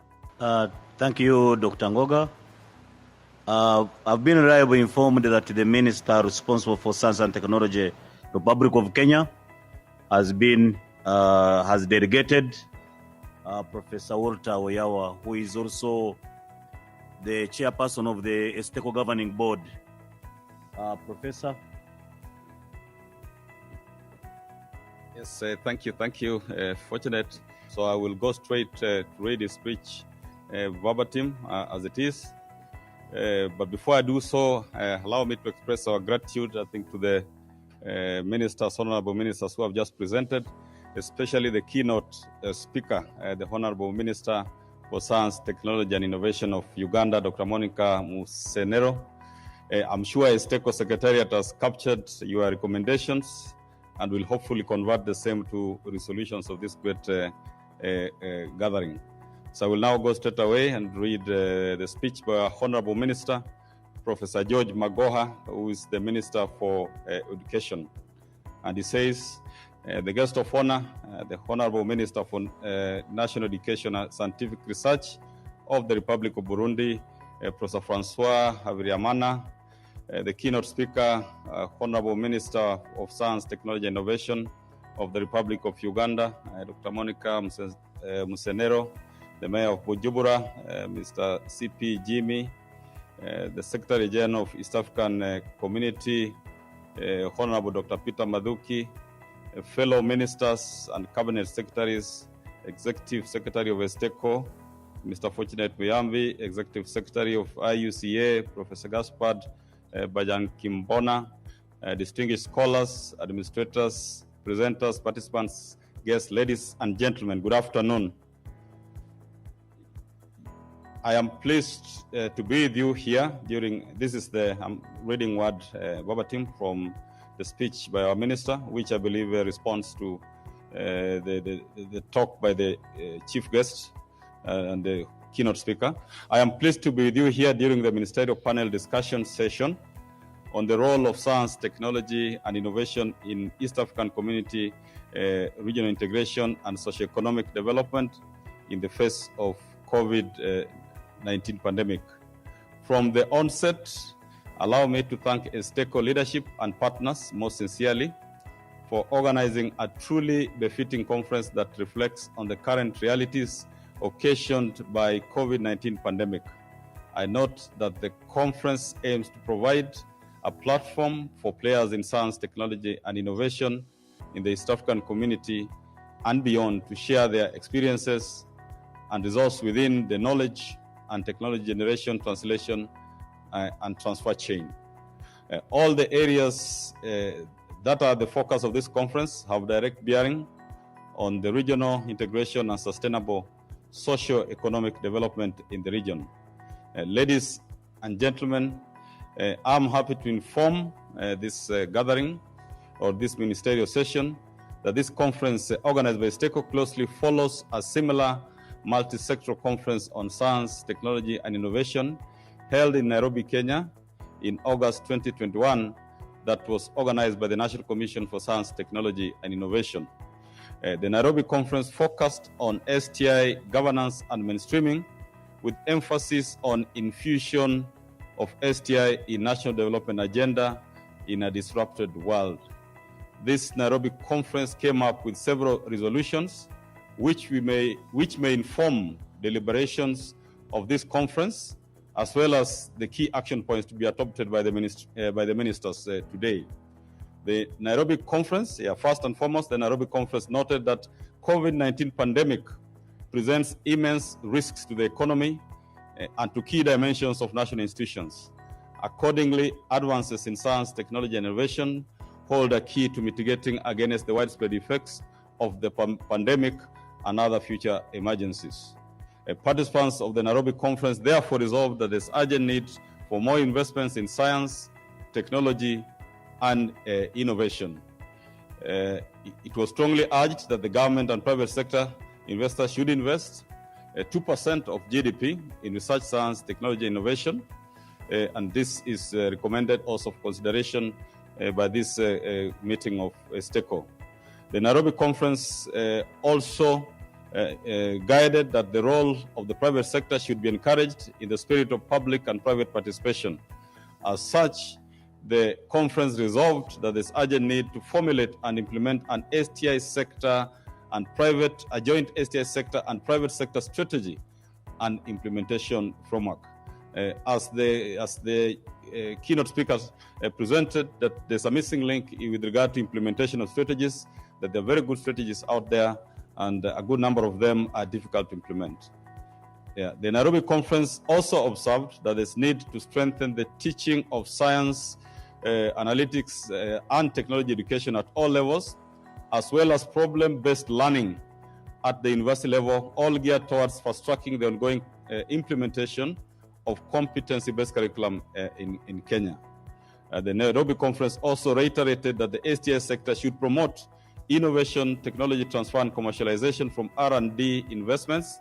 The conference therefore resolved that there's need for institutions to establish science and technology parks, centers of excellence, innovation hubs, and incubation hubs and accelerators in the universities, research institutions, and counties in line or in tune with identified priorities in scientific, technological, and innovation activities.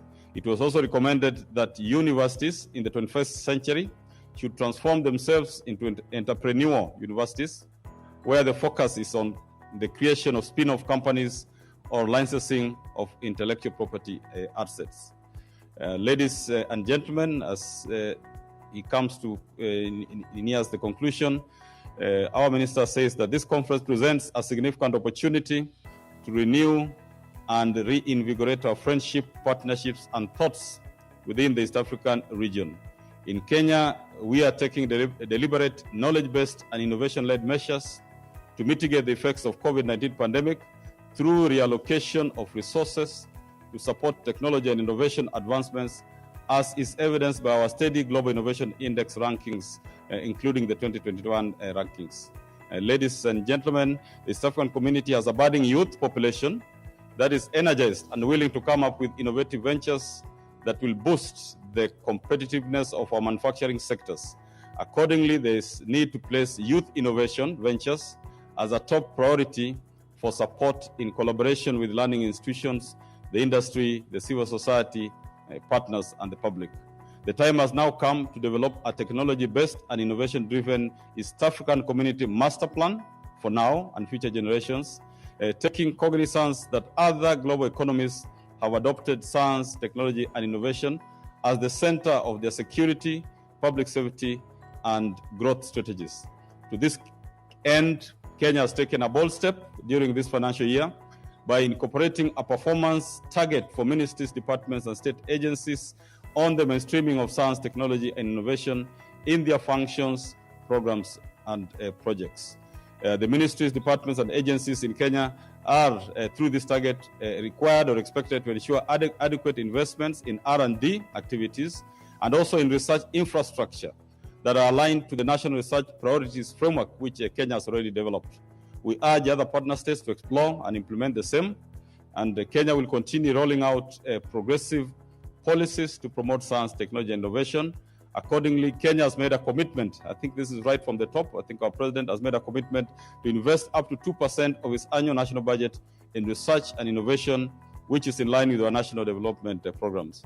As I conclude, allow me to express our high expectations as regards the implementation of the final action points of this conference that will be adopted by the ministerial session. Kenya also keenly looks forward to the realization of the stakeholder mandate as captured in the East African Treaty. Thank you very much, Professor George Magoha, Minister for Education, Kenya government. Thank you.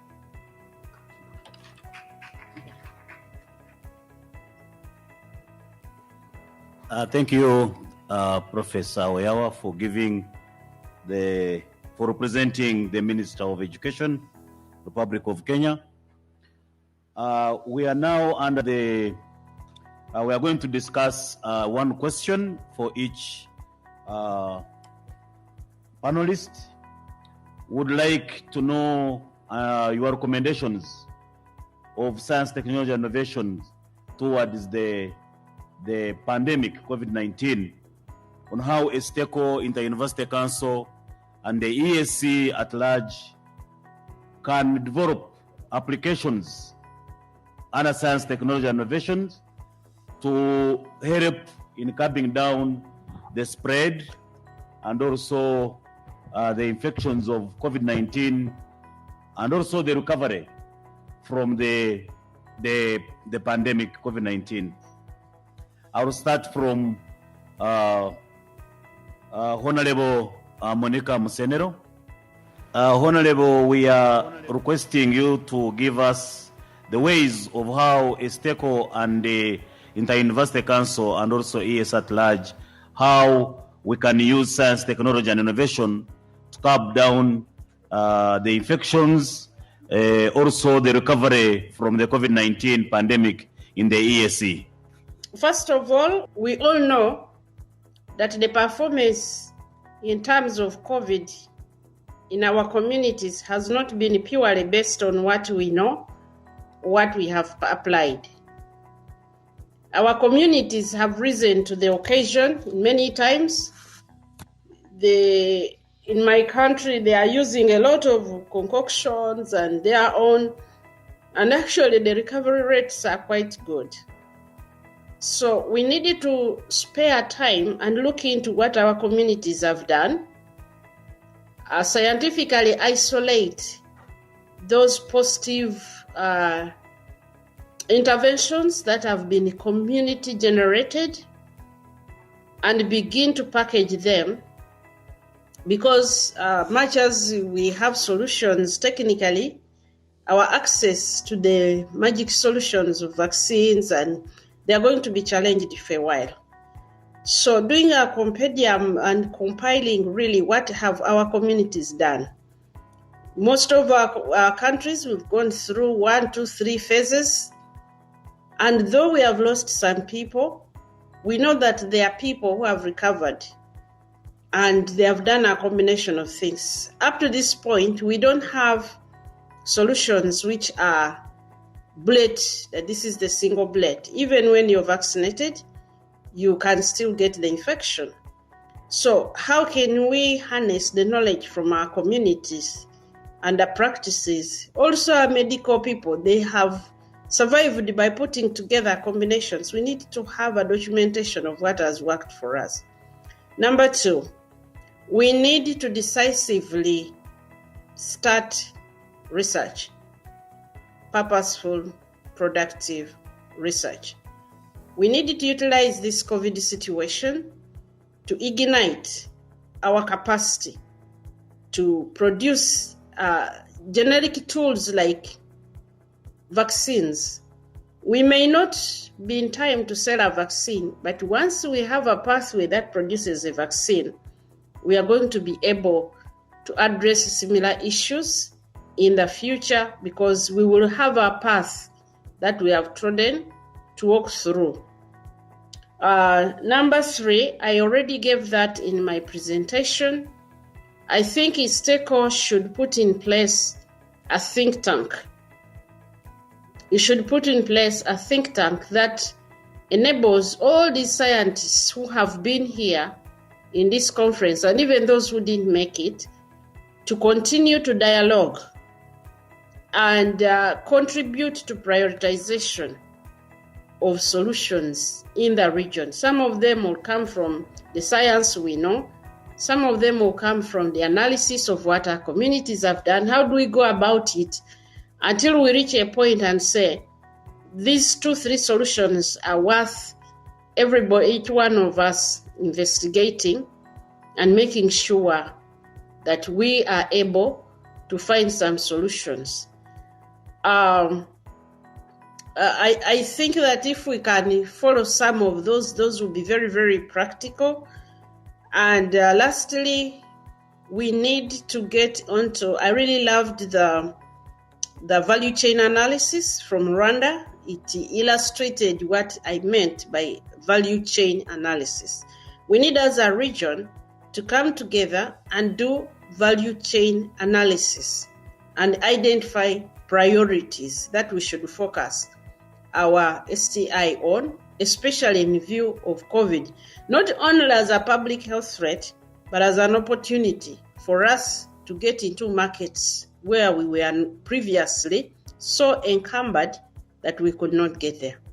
So those would be my quick recommendations, very practical, that we come together in a practical way, even without yet the policies and those things, but so that we can address issues, but also this is the time for us to lay down a clear strategy of what we have grabbed. The African Union, CDC, Africa CDC has been pushing the issue of vaccine manufacturing on the continent.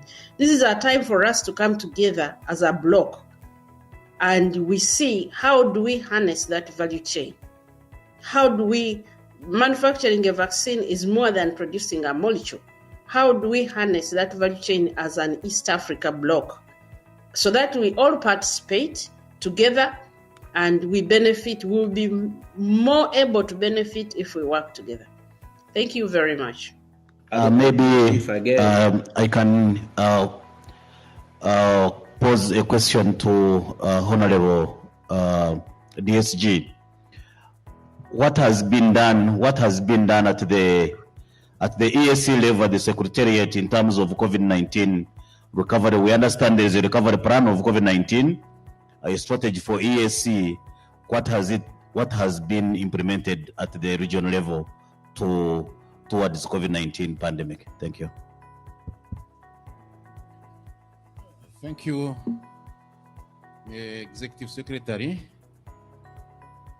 Let me say that first of all, COVID came as a surprise. No institutions were prepared for that. At the regional level, we have put in place a regional coordination committee on COVID, which has put in place even guidelines considering what was happening at partner state level,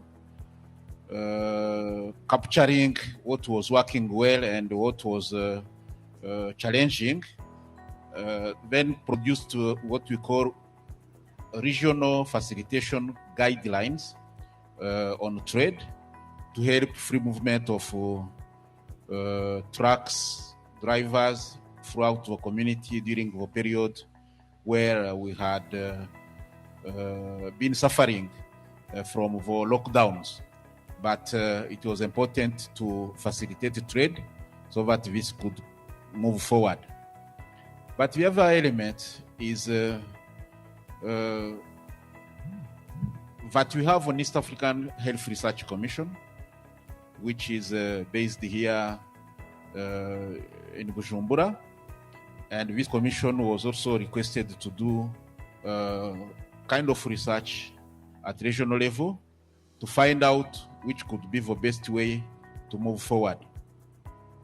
And also to try to find out, while we were suffering from COVID at that time, to find out if maybe could we have had, even before COVID, some kind of similar challenges so that we can build on. So this was one tentative of trying to find out how best we can address, let's say, the situation. But I wish to highlight also the fact that it was important for ministers in charge of health, ministers in charge of East African Community Affairs, ministers of transport, ministers of industry to come together to discuss and try to find out how we can harmonize our processes at partner state level, but also at regional level. This meeting actually have taken place, and also a consultative summit to think together towards finding a common approach of addressing the challenges we are facing. So from this regional meeting,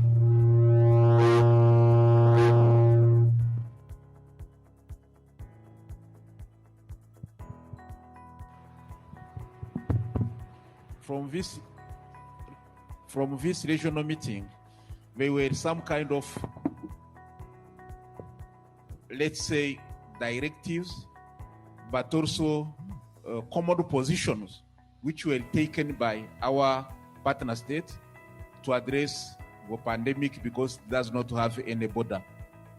The other element which was important at the East African Community level, we have been able to mobilize funds so that we could support partner states to address the challenges we were facing.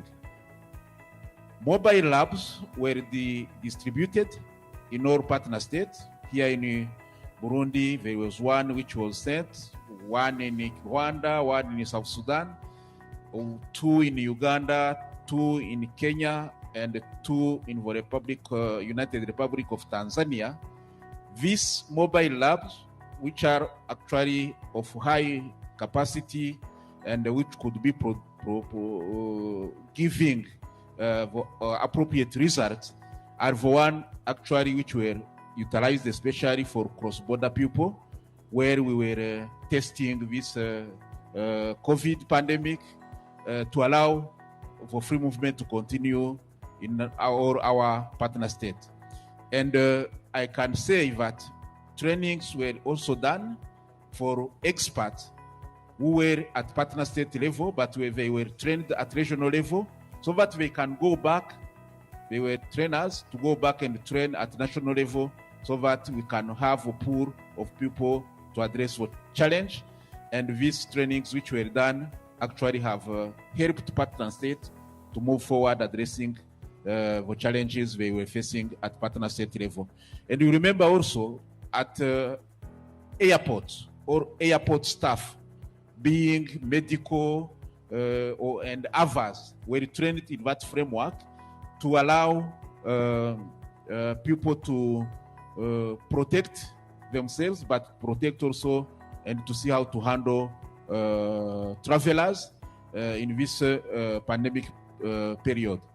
All airport staff in East African Community were trained by AMREF, working together with KASOA in Uganda, under actually for support from EAC, mobilized the fund from different partners, including Germany and also the African Development Bank. We have also been able to train, let's say, staff at ground borders or our 16 borders to train people there so that they can know how to handle travelers throughout these borders.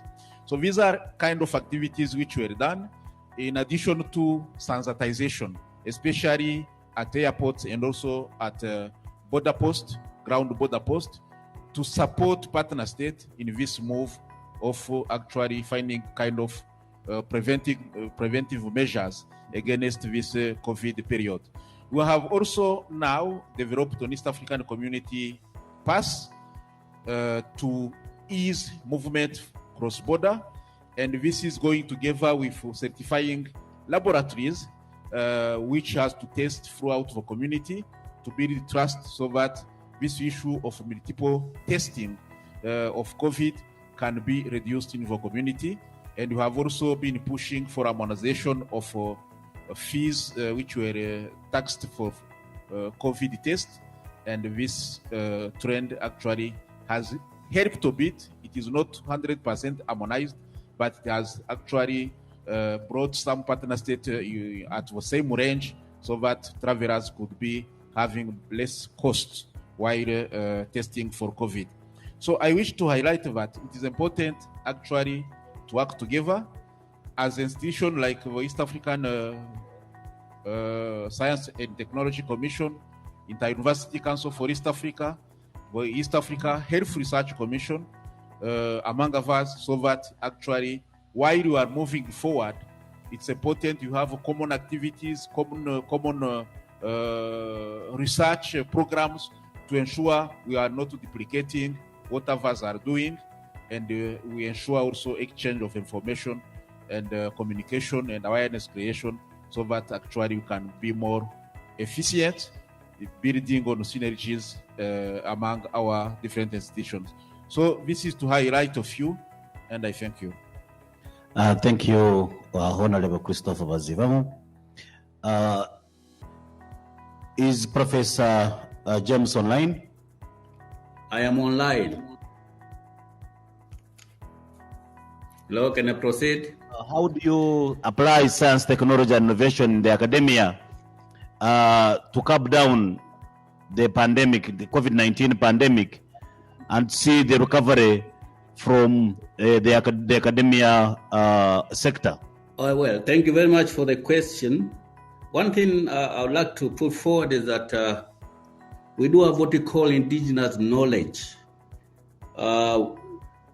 Our region is very rich in natural products, especially plants that can provide medication. We are very rich in that, and we have people who are knowledgeable and they know which plant treats what. These are indigenous people. What we have found out during the COVID pandemic is that the indigenous people are coming up with their own kind of medication, which has helped us to a certain extent. The so-called concoctions, if I borrow the word from the Honorable Mon, concoctions. We use them with, some successes to a certain extent. We found out that if I call them discoverers of these concoctions that were useful, did not receive much help and much recognition from researchers, especially medical researchers. So what I would like to put forward is that for medical researchers from universities, from research and development institutions, from institutions like ours, the National Institute of Medical Research, to work hand in hand with indigenous people to try and map out what is good, what helped us to a certain extent, and try to develop it, come up with a product that can help us in the future. So collaboration between researchers and indigenous people was lacking. I think this is important in order to make use of the rich resources that we have as far as natural products are concerned. This is one important aspect that I think is very important. But I would like also to comment again. I commented, but I want to comment again on the research in production of vaccine for the COVID-19. I think there's a saying that if you go alone, of course, you go fast. But if you go together, then you go far. We have individual efforts. These efforts will not take us very far. They will take us, maybe we'll try very fast. But if we work together as a community, as an East African community, if we put heads together, pool resources together, come up with our own vaccine, and then, as I heard from again, of course, collaborating with multinationals who have got money, then that will be easy. But at least you have to have a starting point. So again, collaboration here. So those are my remarks on that. Thank you. Back to you. Thank you, Professor. Dr. Saidi Ngoga, What do you recommend to institutions like Inter-University Council under the academic sector and also Science and Technology and Commission based in Rwanda to implement in terms of science and technology and innovation applications for COVID-19 recovery strategies in the EAC region? Thank you. Yes, I think yes, my colleague has already mentioned that, like the fragmented approach will just perpetuate the gaps that we realized previously, and that is the main lesson learned. So I think the way to go is really multi-stakeholders collaboration and really making sure the coordination function is well, and really big emphasis on that coordination function that either at least the science commissions has been playing, be it at the regional or the country level. And this again, even if we are putting the vaccine now, but we still need to tap into these cutting edge technologies. Previously, we see that they're already far from us. These are like artificial intelligence, these are like blockchain, all these cutting edge technologies that the West or other economic countries they could even go far because they have already those infrastructure. But we, in our case, we don't have this type of infrastructure. Here I'm talking about the computational powers. These are really heavy algorithm that requires heavy computational resources, heavy storage resources. And if you look at the cost of hosting, so everything will require really have this consultation approach of how do we make this type of infrastructure in the hands of the innovators or the young researchers who are emerging. And also, I want also to add one more layer, and this is also the funding, because again, to really for our innovators, yes, they will have access to the infrastructure, but also if we could have, today we are talking about the innovation hubs, the ecosystems, but really little is happening in terms of regional or opening borders. They are still city-centric. We'll have like innovation just here in Kigali or few in Kenya's other theirs. But how do we come up with really innovation? Because we saw that collaboration, distance, COVID teach us something, that distance is really not a big issue. We can achieve much by leveraging technology. And this regional collaboration, having regional platforms, community of practice. Let's say we are talking about the AI community. Are we talking about regional AI or blockchain communities of practice? So how do we leverage this coordination function and make sure that we create also platform for collaboration and make sure that we can channel resources, be it finance, opening the market for this startup and innovation. So these are just some of the thoughts I had. Thank you.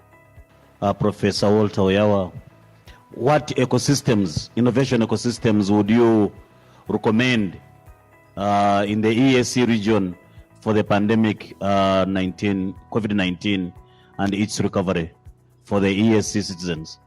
I think my thoughts are very similar to what the keynote speaker had, the Honorable Minister for Science, Technology and Innovation of Uganda. One, of course, we must recognize that COVID-19 is an emergency, and emergency requires emergency measures. We cannot create our systems in a normal way to handle the pandemic, which is an emergency. So we'd want the innovation ecosystem, of course, I say, to adopt the multi-sector approach, mandatory. People normally don't come together to work unless there's something which value proposition or a force. So there needs to be, at the very highest level of the EAC, a decision of how we're going to work together, starting from, as I talk about the STI ecosystem, from the very top, maybe an STI council. Below that, you have a think tank group, as the Honorable Minister mentioned. Below that, you have a consortia.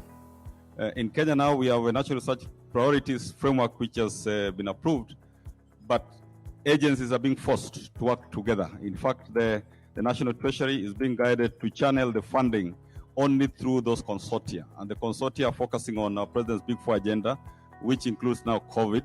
So when you direct the resources to where there's a challenge, then it will work. And then it will also remove the element of this silo and people working differently. There has to be a forced mechanism, a decision made that funding is only go to a certain area.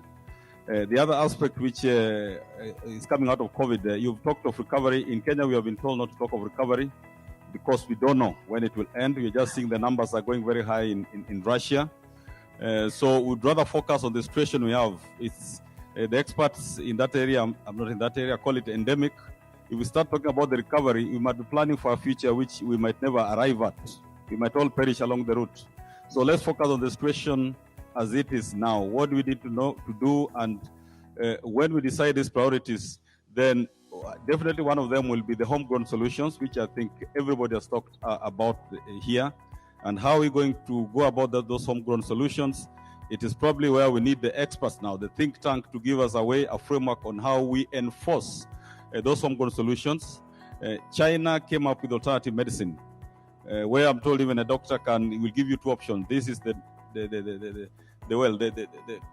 taught science, and this is the traditional. So choose. So if you have malaria, it's like you have two options. Why can't that be a policy within the East African region? In Kenya now, we have people come from our coastal area, and maybe they could be here. I'm not from there, but I'm told they use the neem plant. Just boil it and breathe it in, and it's working for them. So I'm seeing the credibility of science, technology, innovation is a test when experts will go out there and say it can't work, and the people know it is working, and it has been working for 100 years.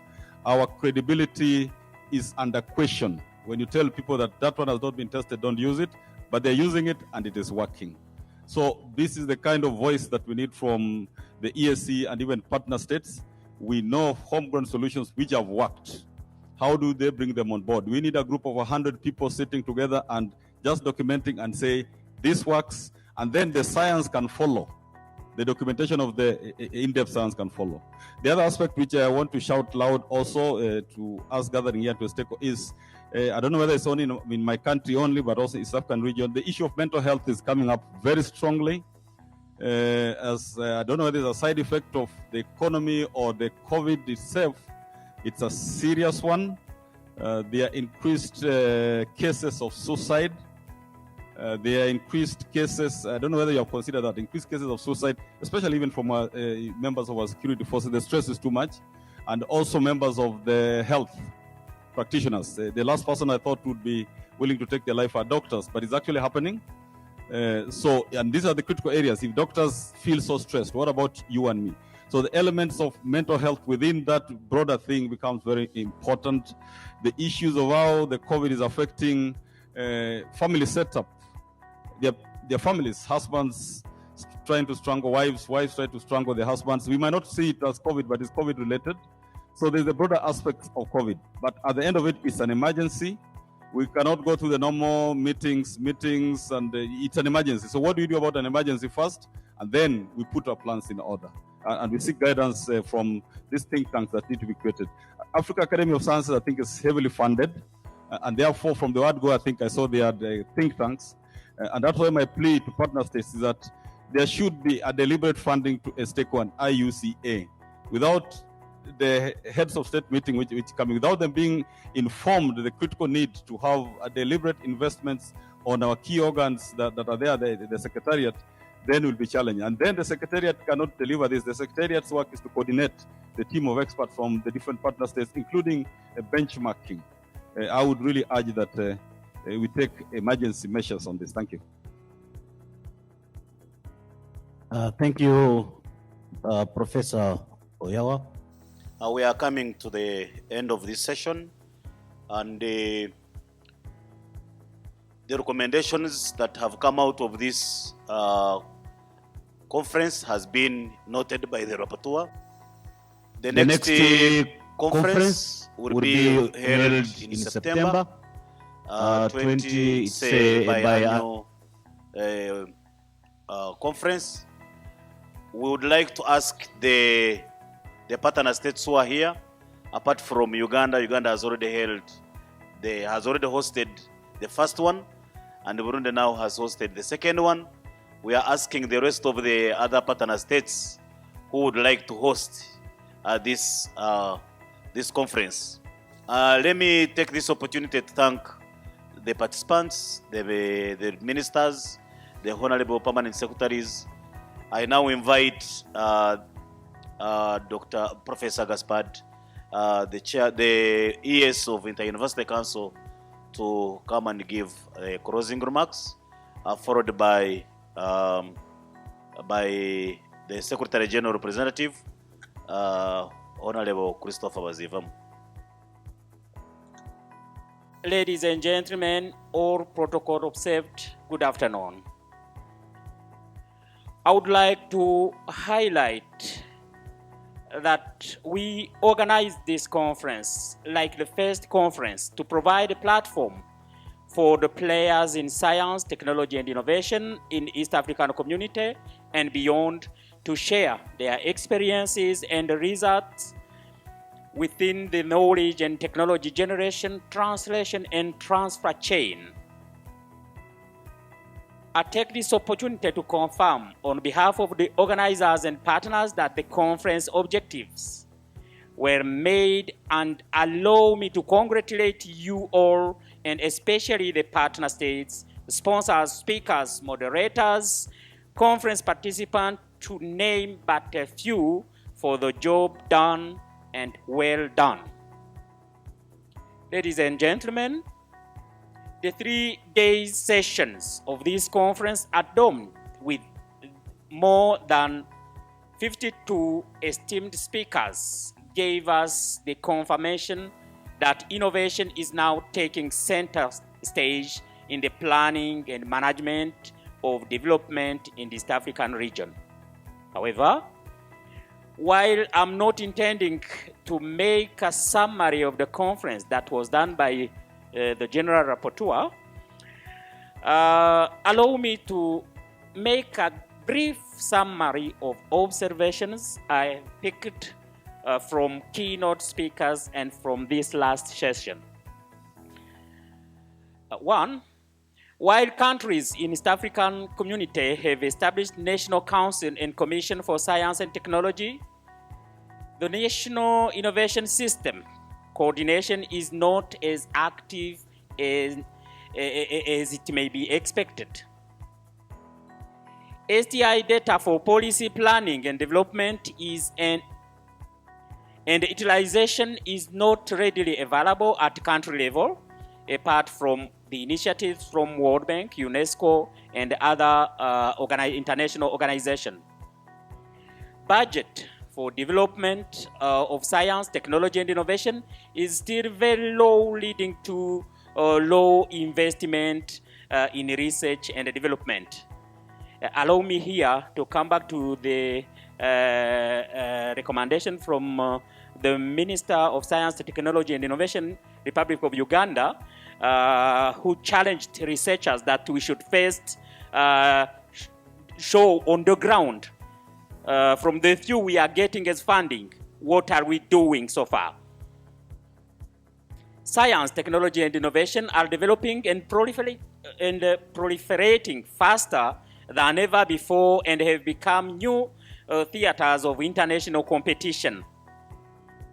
Linkages between academia, public and private actors at national, regional, and even at international level is to be emphasized. Here, I will come back to the last comment from the ministerial session, where we are challenged to come back to indigenous knowledge, to apply this knowledge and maybe go to the level of having, as China did, the alternative medicine for this particular pandemic today, but for any emergency, being it in health or in any other area that can emerge from now. Governments around the world have now recognized and internalized the fact that economic development, the economic development, the general well-being of its people, and cross-border collaboration, integration are largely dependent on its development and the use of science and technology and innovation as a major driver. And the COVID-19 has presented us with an unfettered prospect for countries and institutions to increase investment in research, science and technology and innovation, and for the betterment of society. Here we have also been recommended that we should adopt an effective communication, because communication is lacking, and the communication on research is still an issue. These and the other observations made implies that we need to develop a rigorous system that will contribute to the realization of ultimate goal of developing innovation-driven, infrastructure-enabled, and inclusive economic transformation characterized by deep participation, particularly by small and medium enterprise in regional and global production network and global value chains. Honorable Ministers, ladies and gentlemen, as you are all aware, an innovation ecosystem rests on three important pillars, namely creative ideas, translation of ideas into solution, and connecting the various players, including ideas generators, innovative translators of the idea, investors, and the society as a whole.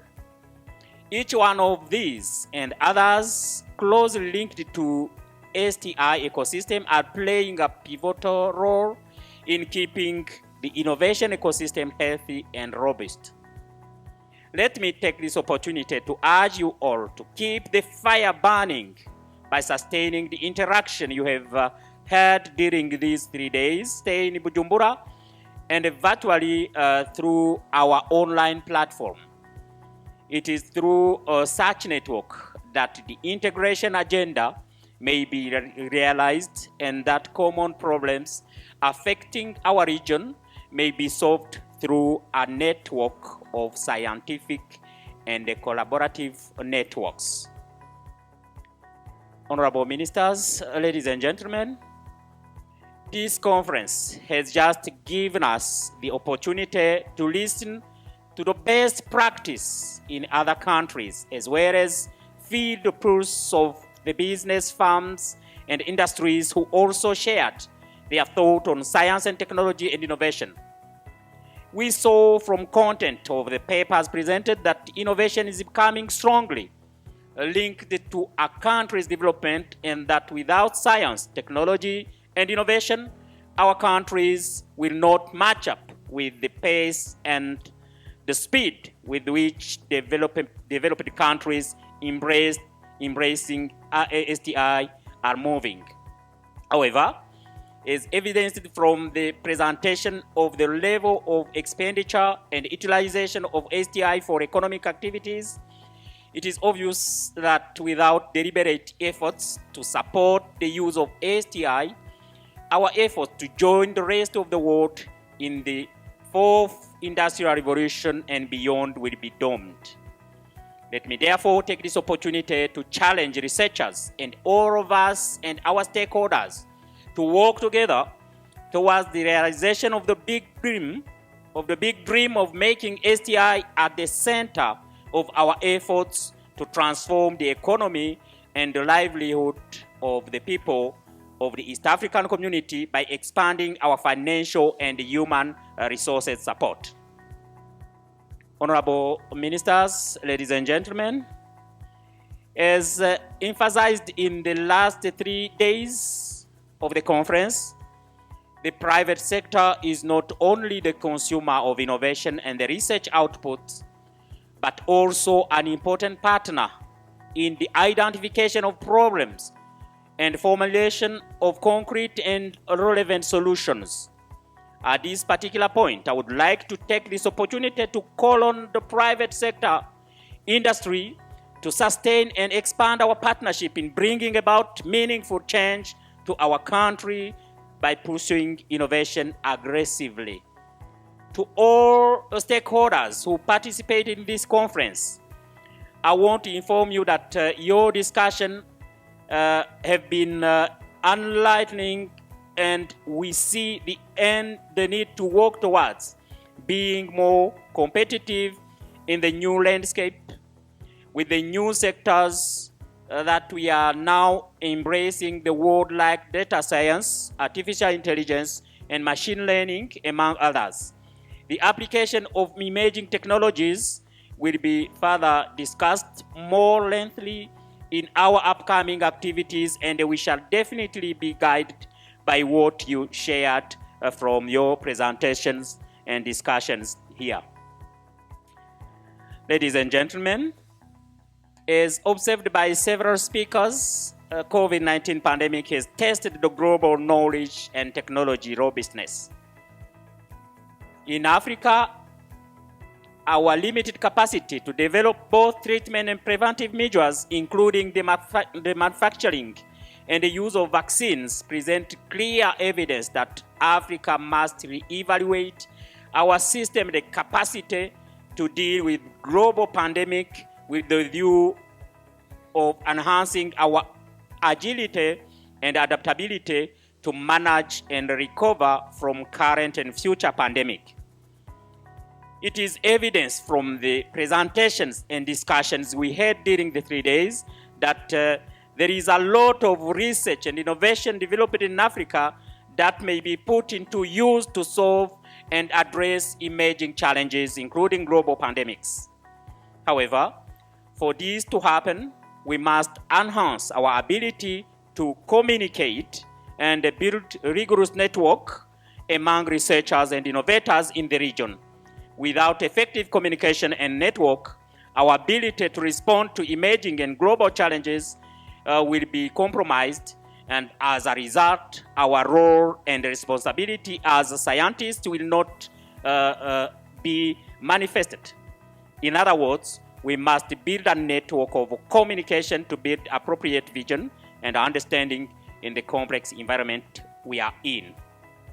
Ladies and gentlemen, this conference has adopted quite a number of critical recommendations for STI development in the region.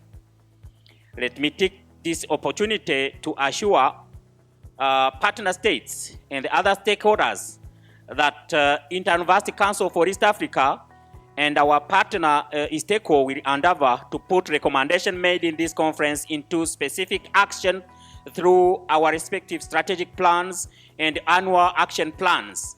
And I'm optimistic that with your support, the recommended action will be realized and reported back during the third STI conference.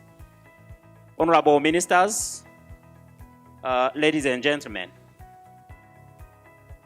I was not intending to make a long speech, but it's becoming too long. Allow me just to conclude.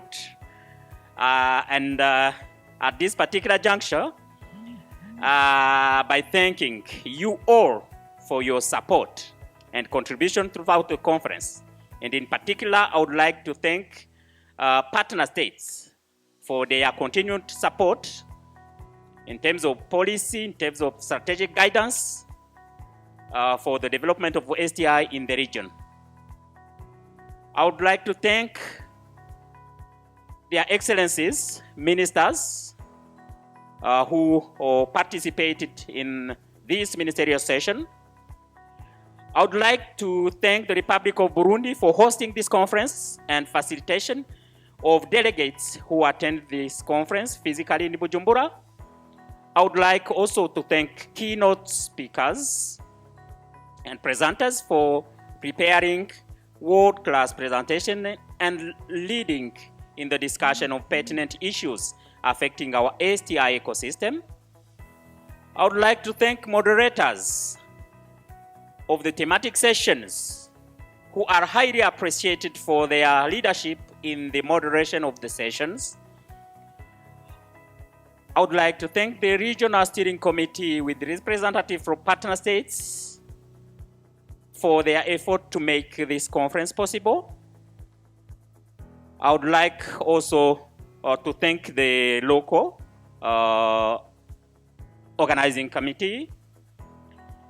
I would like to thank the technical team from Inter-University Council and from ISTECO for their technical support and perseverance throughout the conference. I would like to thank the ICT team from our service providers for ensuring that the meeting is done through virtual and physical platforms.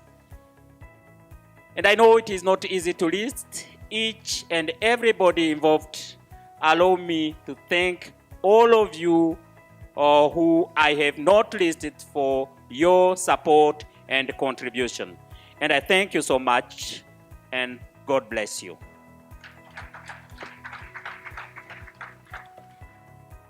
Thank you, Prof. I now invite Honorable DSG to give his closing remarks. Thank you. Thank you once again. Honorable guest of honor, honorable ministers, and dear participants or protocols observed, I wish to take this opportunity again on behalf of East African Community Secretary General, Dr. Peter Matuki, to thank you all for the time, actually, the valuable time you have availed to participate in this very important conference on STI and its role in our socio-economic development in East Africa. In my opening remarks, I highlighted the goal of the East African Community integration process, which is to widen and deepen economic, political, social, and cultural integration in order to improve the quality of life of the people of East Africa through increased competitiveness, value-added production, trade, and investment.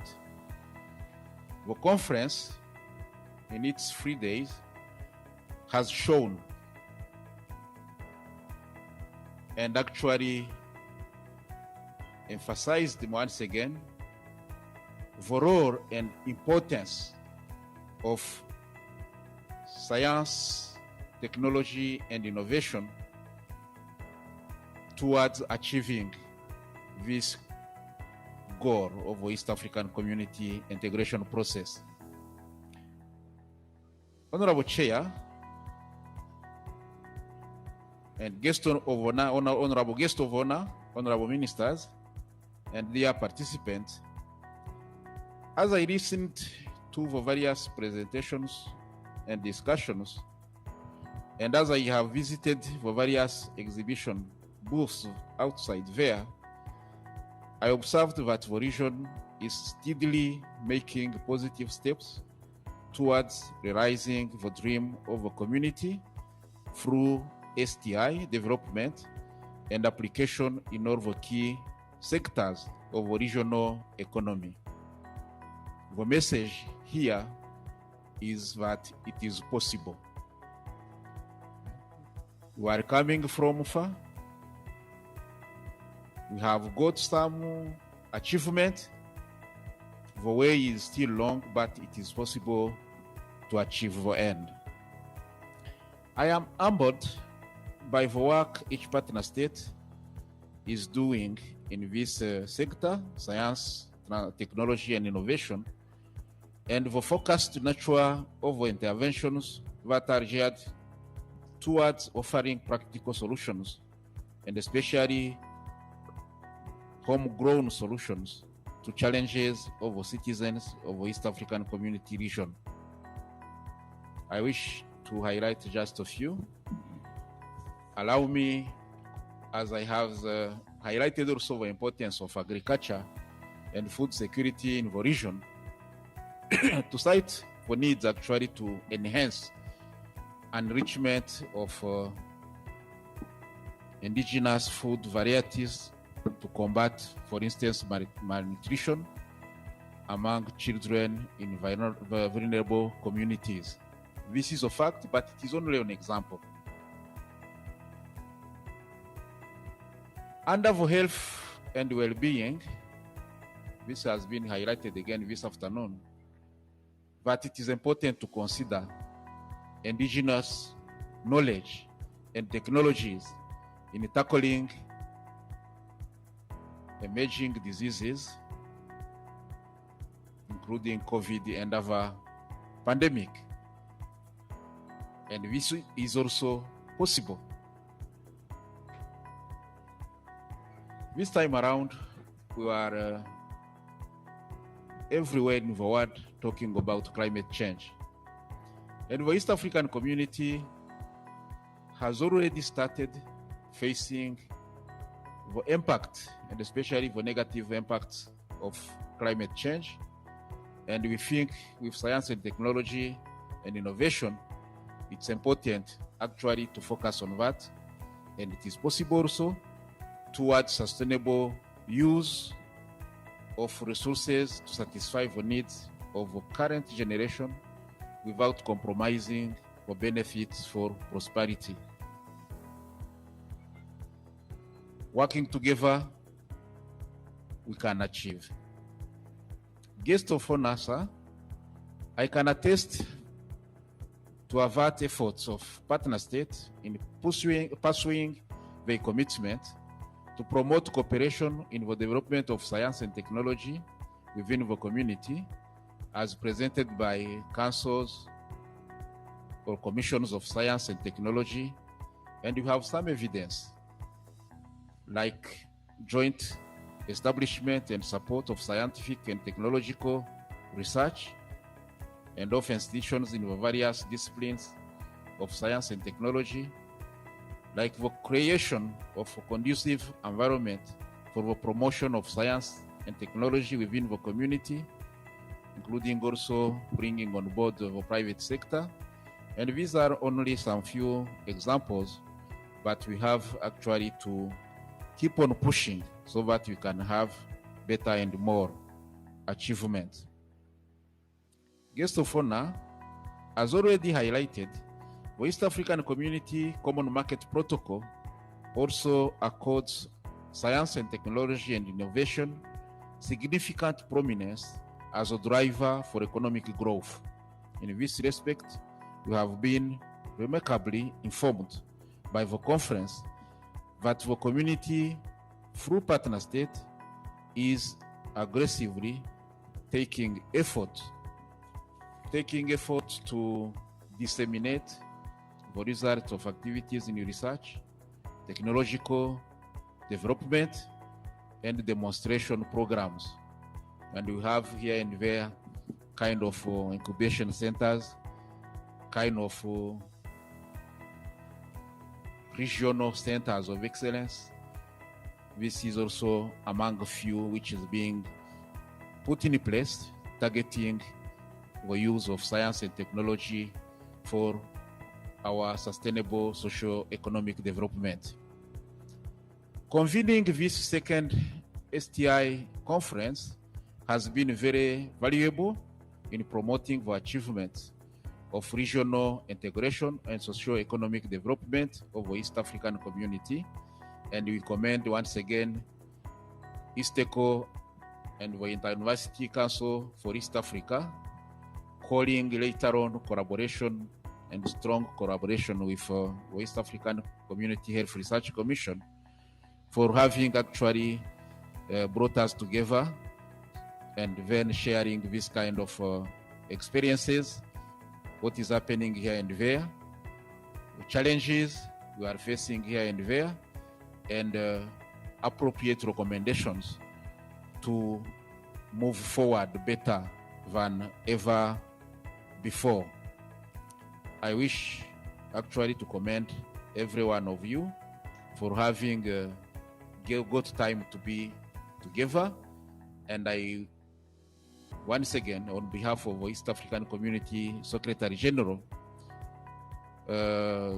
Dr. Peter Matuki, and on behalf of whole East African Community Fraternity, I extend my sincere appreciation for you all, and we commit our contribution as East African Community Secretariat to help wherever it is possible and to support wherever it is needed, so that we got better and more better results in this common journey we are in together.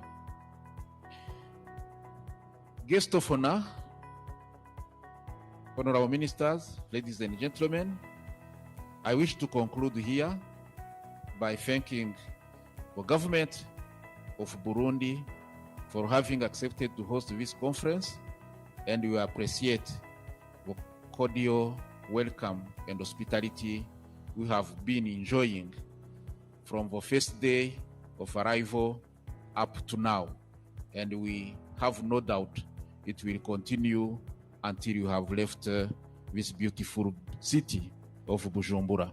So thank you once again, and let us move forward together, and together we shall be strong. Thank you very much.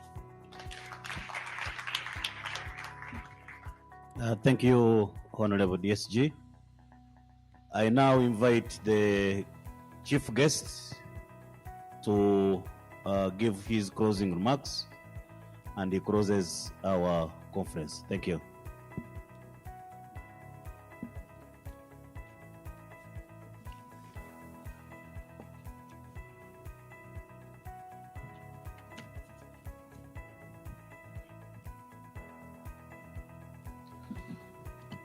Honorable Ministers responsible for science and technology, East African Community Partner States, Honorable Deputy Secretary General, East African Community, Social and Productive Sectors, Dr. Christophe Bazivamo,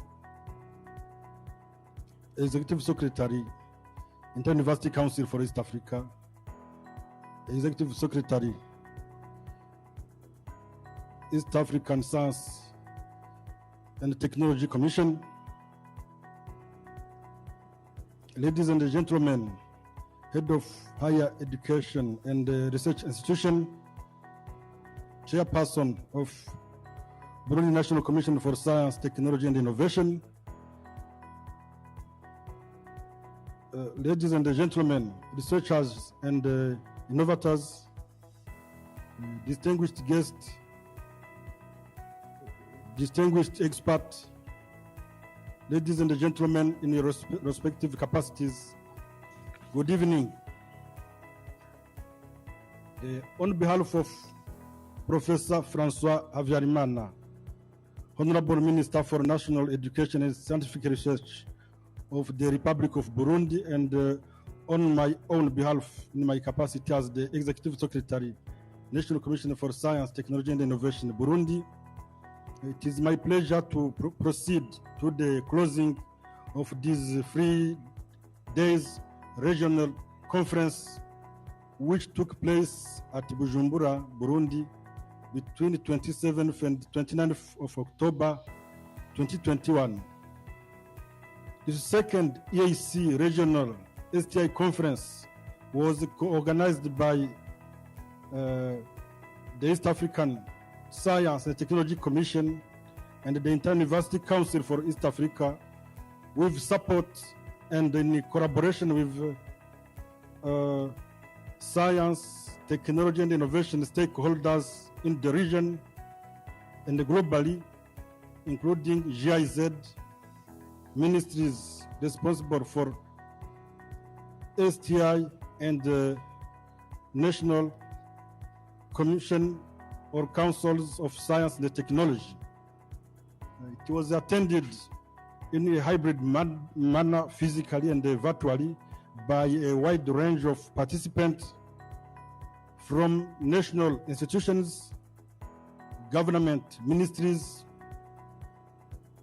national commissions for STI, and beyond. Note that also youth was very represented at this event, which is a sound indicator for the region. At this level, allow me to recall that the key objective of the regional conference was to provide a platform for information and knowledge sharing through conference presentations and publication. The audience got a good opportunity to attend about 5 plenary sessions under the following themes: governance of STI for EAC regional transformation and integration, capacity development in STI for enhanced emergency response in EAC region, contribution of science, technology, and innovation to industrialization, innovation, and business incubation ecosystems in the region, and STI in the transformation of national productive sectors economies. Parallel sessions were also organized under the following theme and sub-theme, but not limited to the specified areas under the following sub-theme. We have agriculture, food security, and rural development, health and well-being, natural resources and environment, infrastructure, energy and industrial development, ICT, and science, technology, engineering, and mathematics. Interesting that the conference addressed all of the critical issues regarding the agenda, and considering that important recommendations and the commitment were made for a further follow-up, I wish to congratulate all the participants at this event for their contribution to make this conference a landmark accomplishment for the people of East Africa.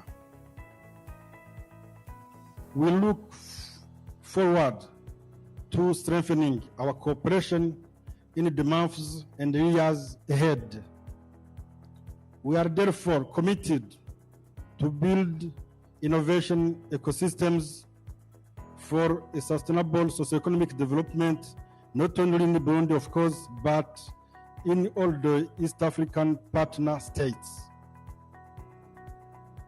Honorable Deputy Secretary General, distinguished guests, ladies and gentlemen, before I conclude my speech, I wish, on behalf of Honorable Minister for National Education and Scientific Research of the Republic of Burundi, to express my sincere gratitude to those who facilitated the organization of this high-level conference, namely ISTECO, IUCA, National Council or Commission for STI, JZ, without forgetting the national and regional organizing committees.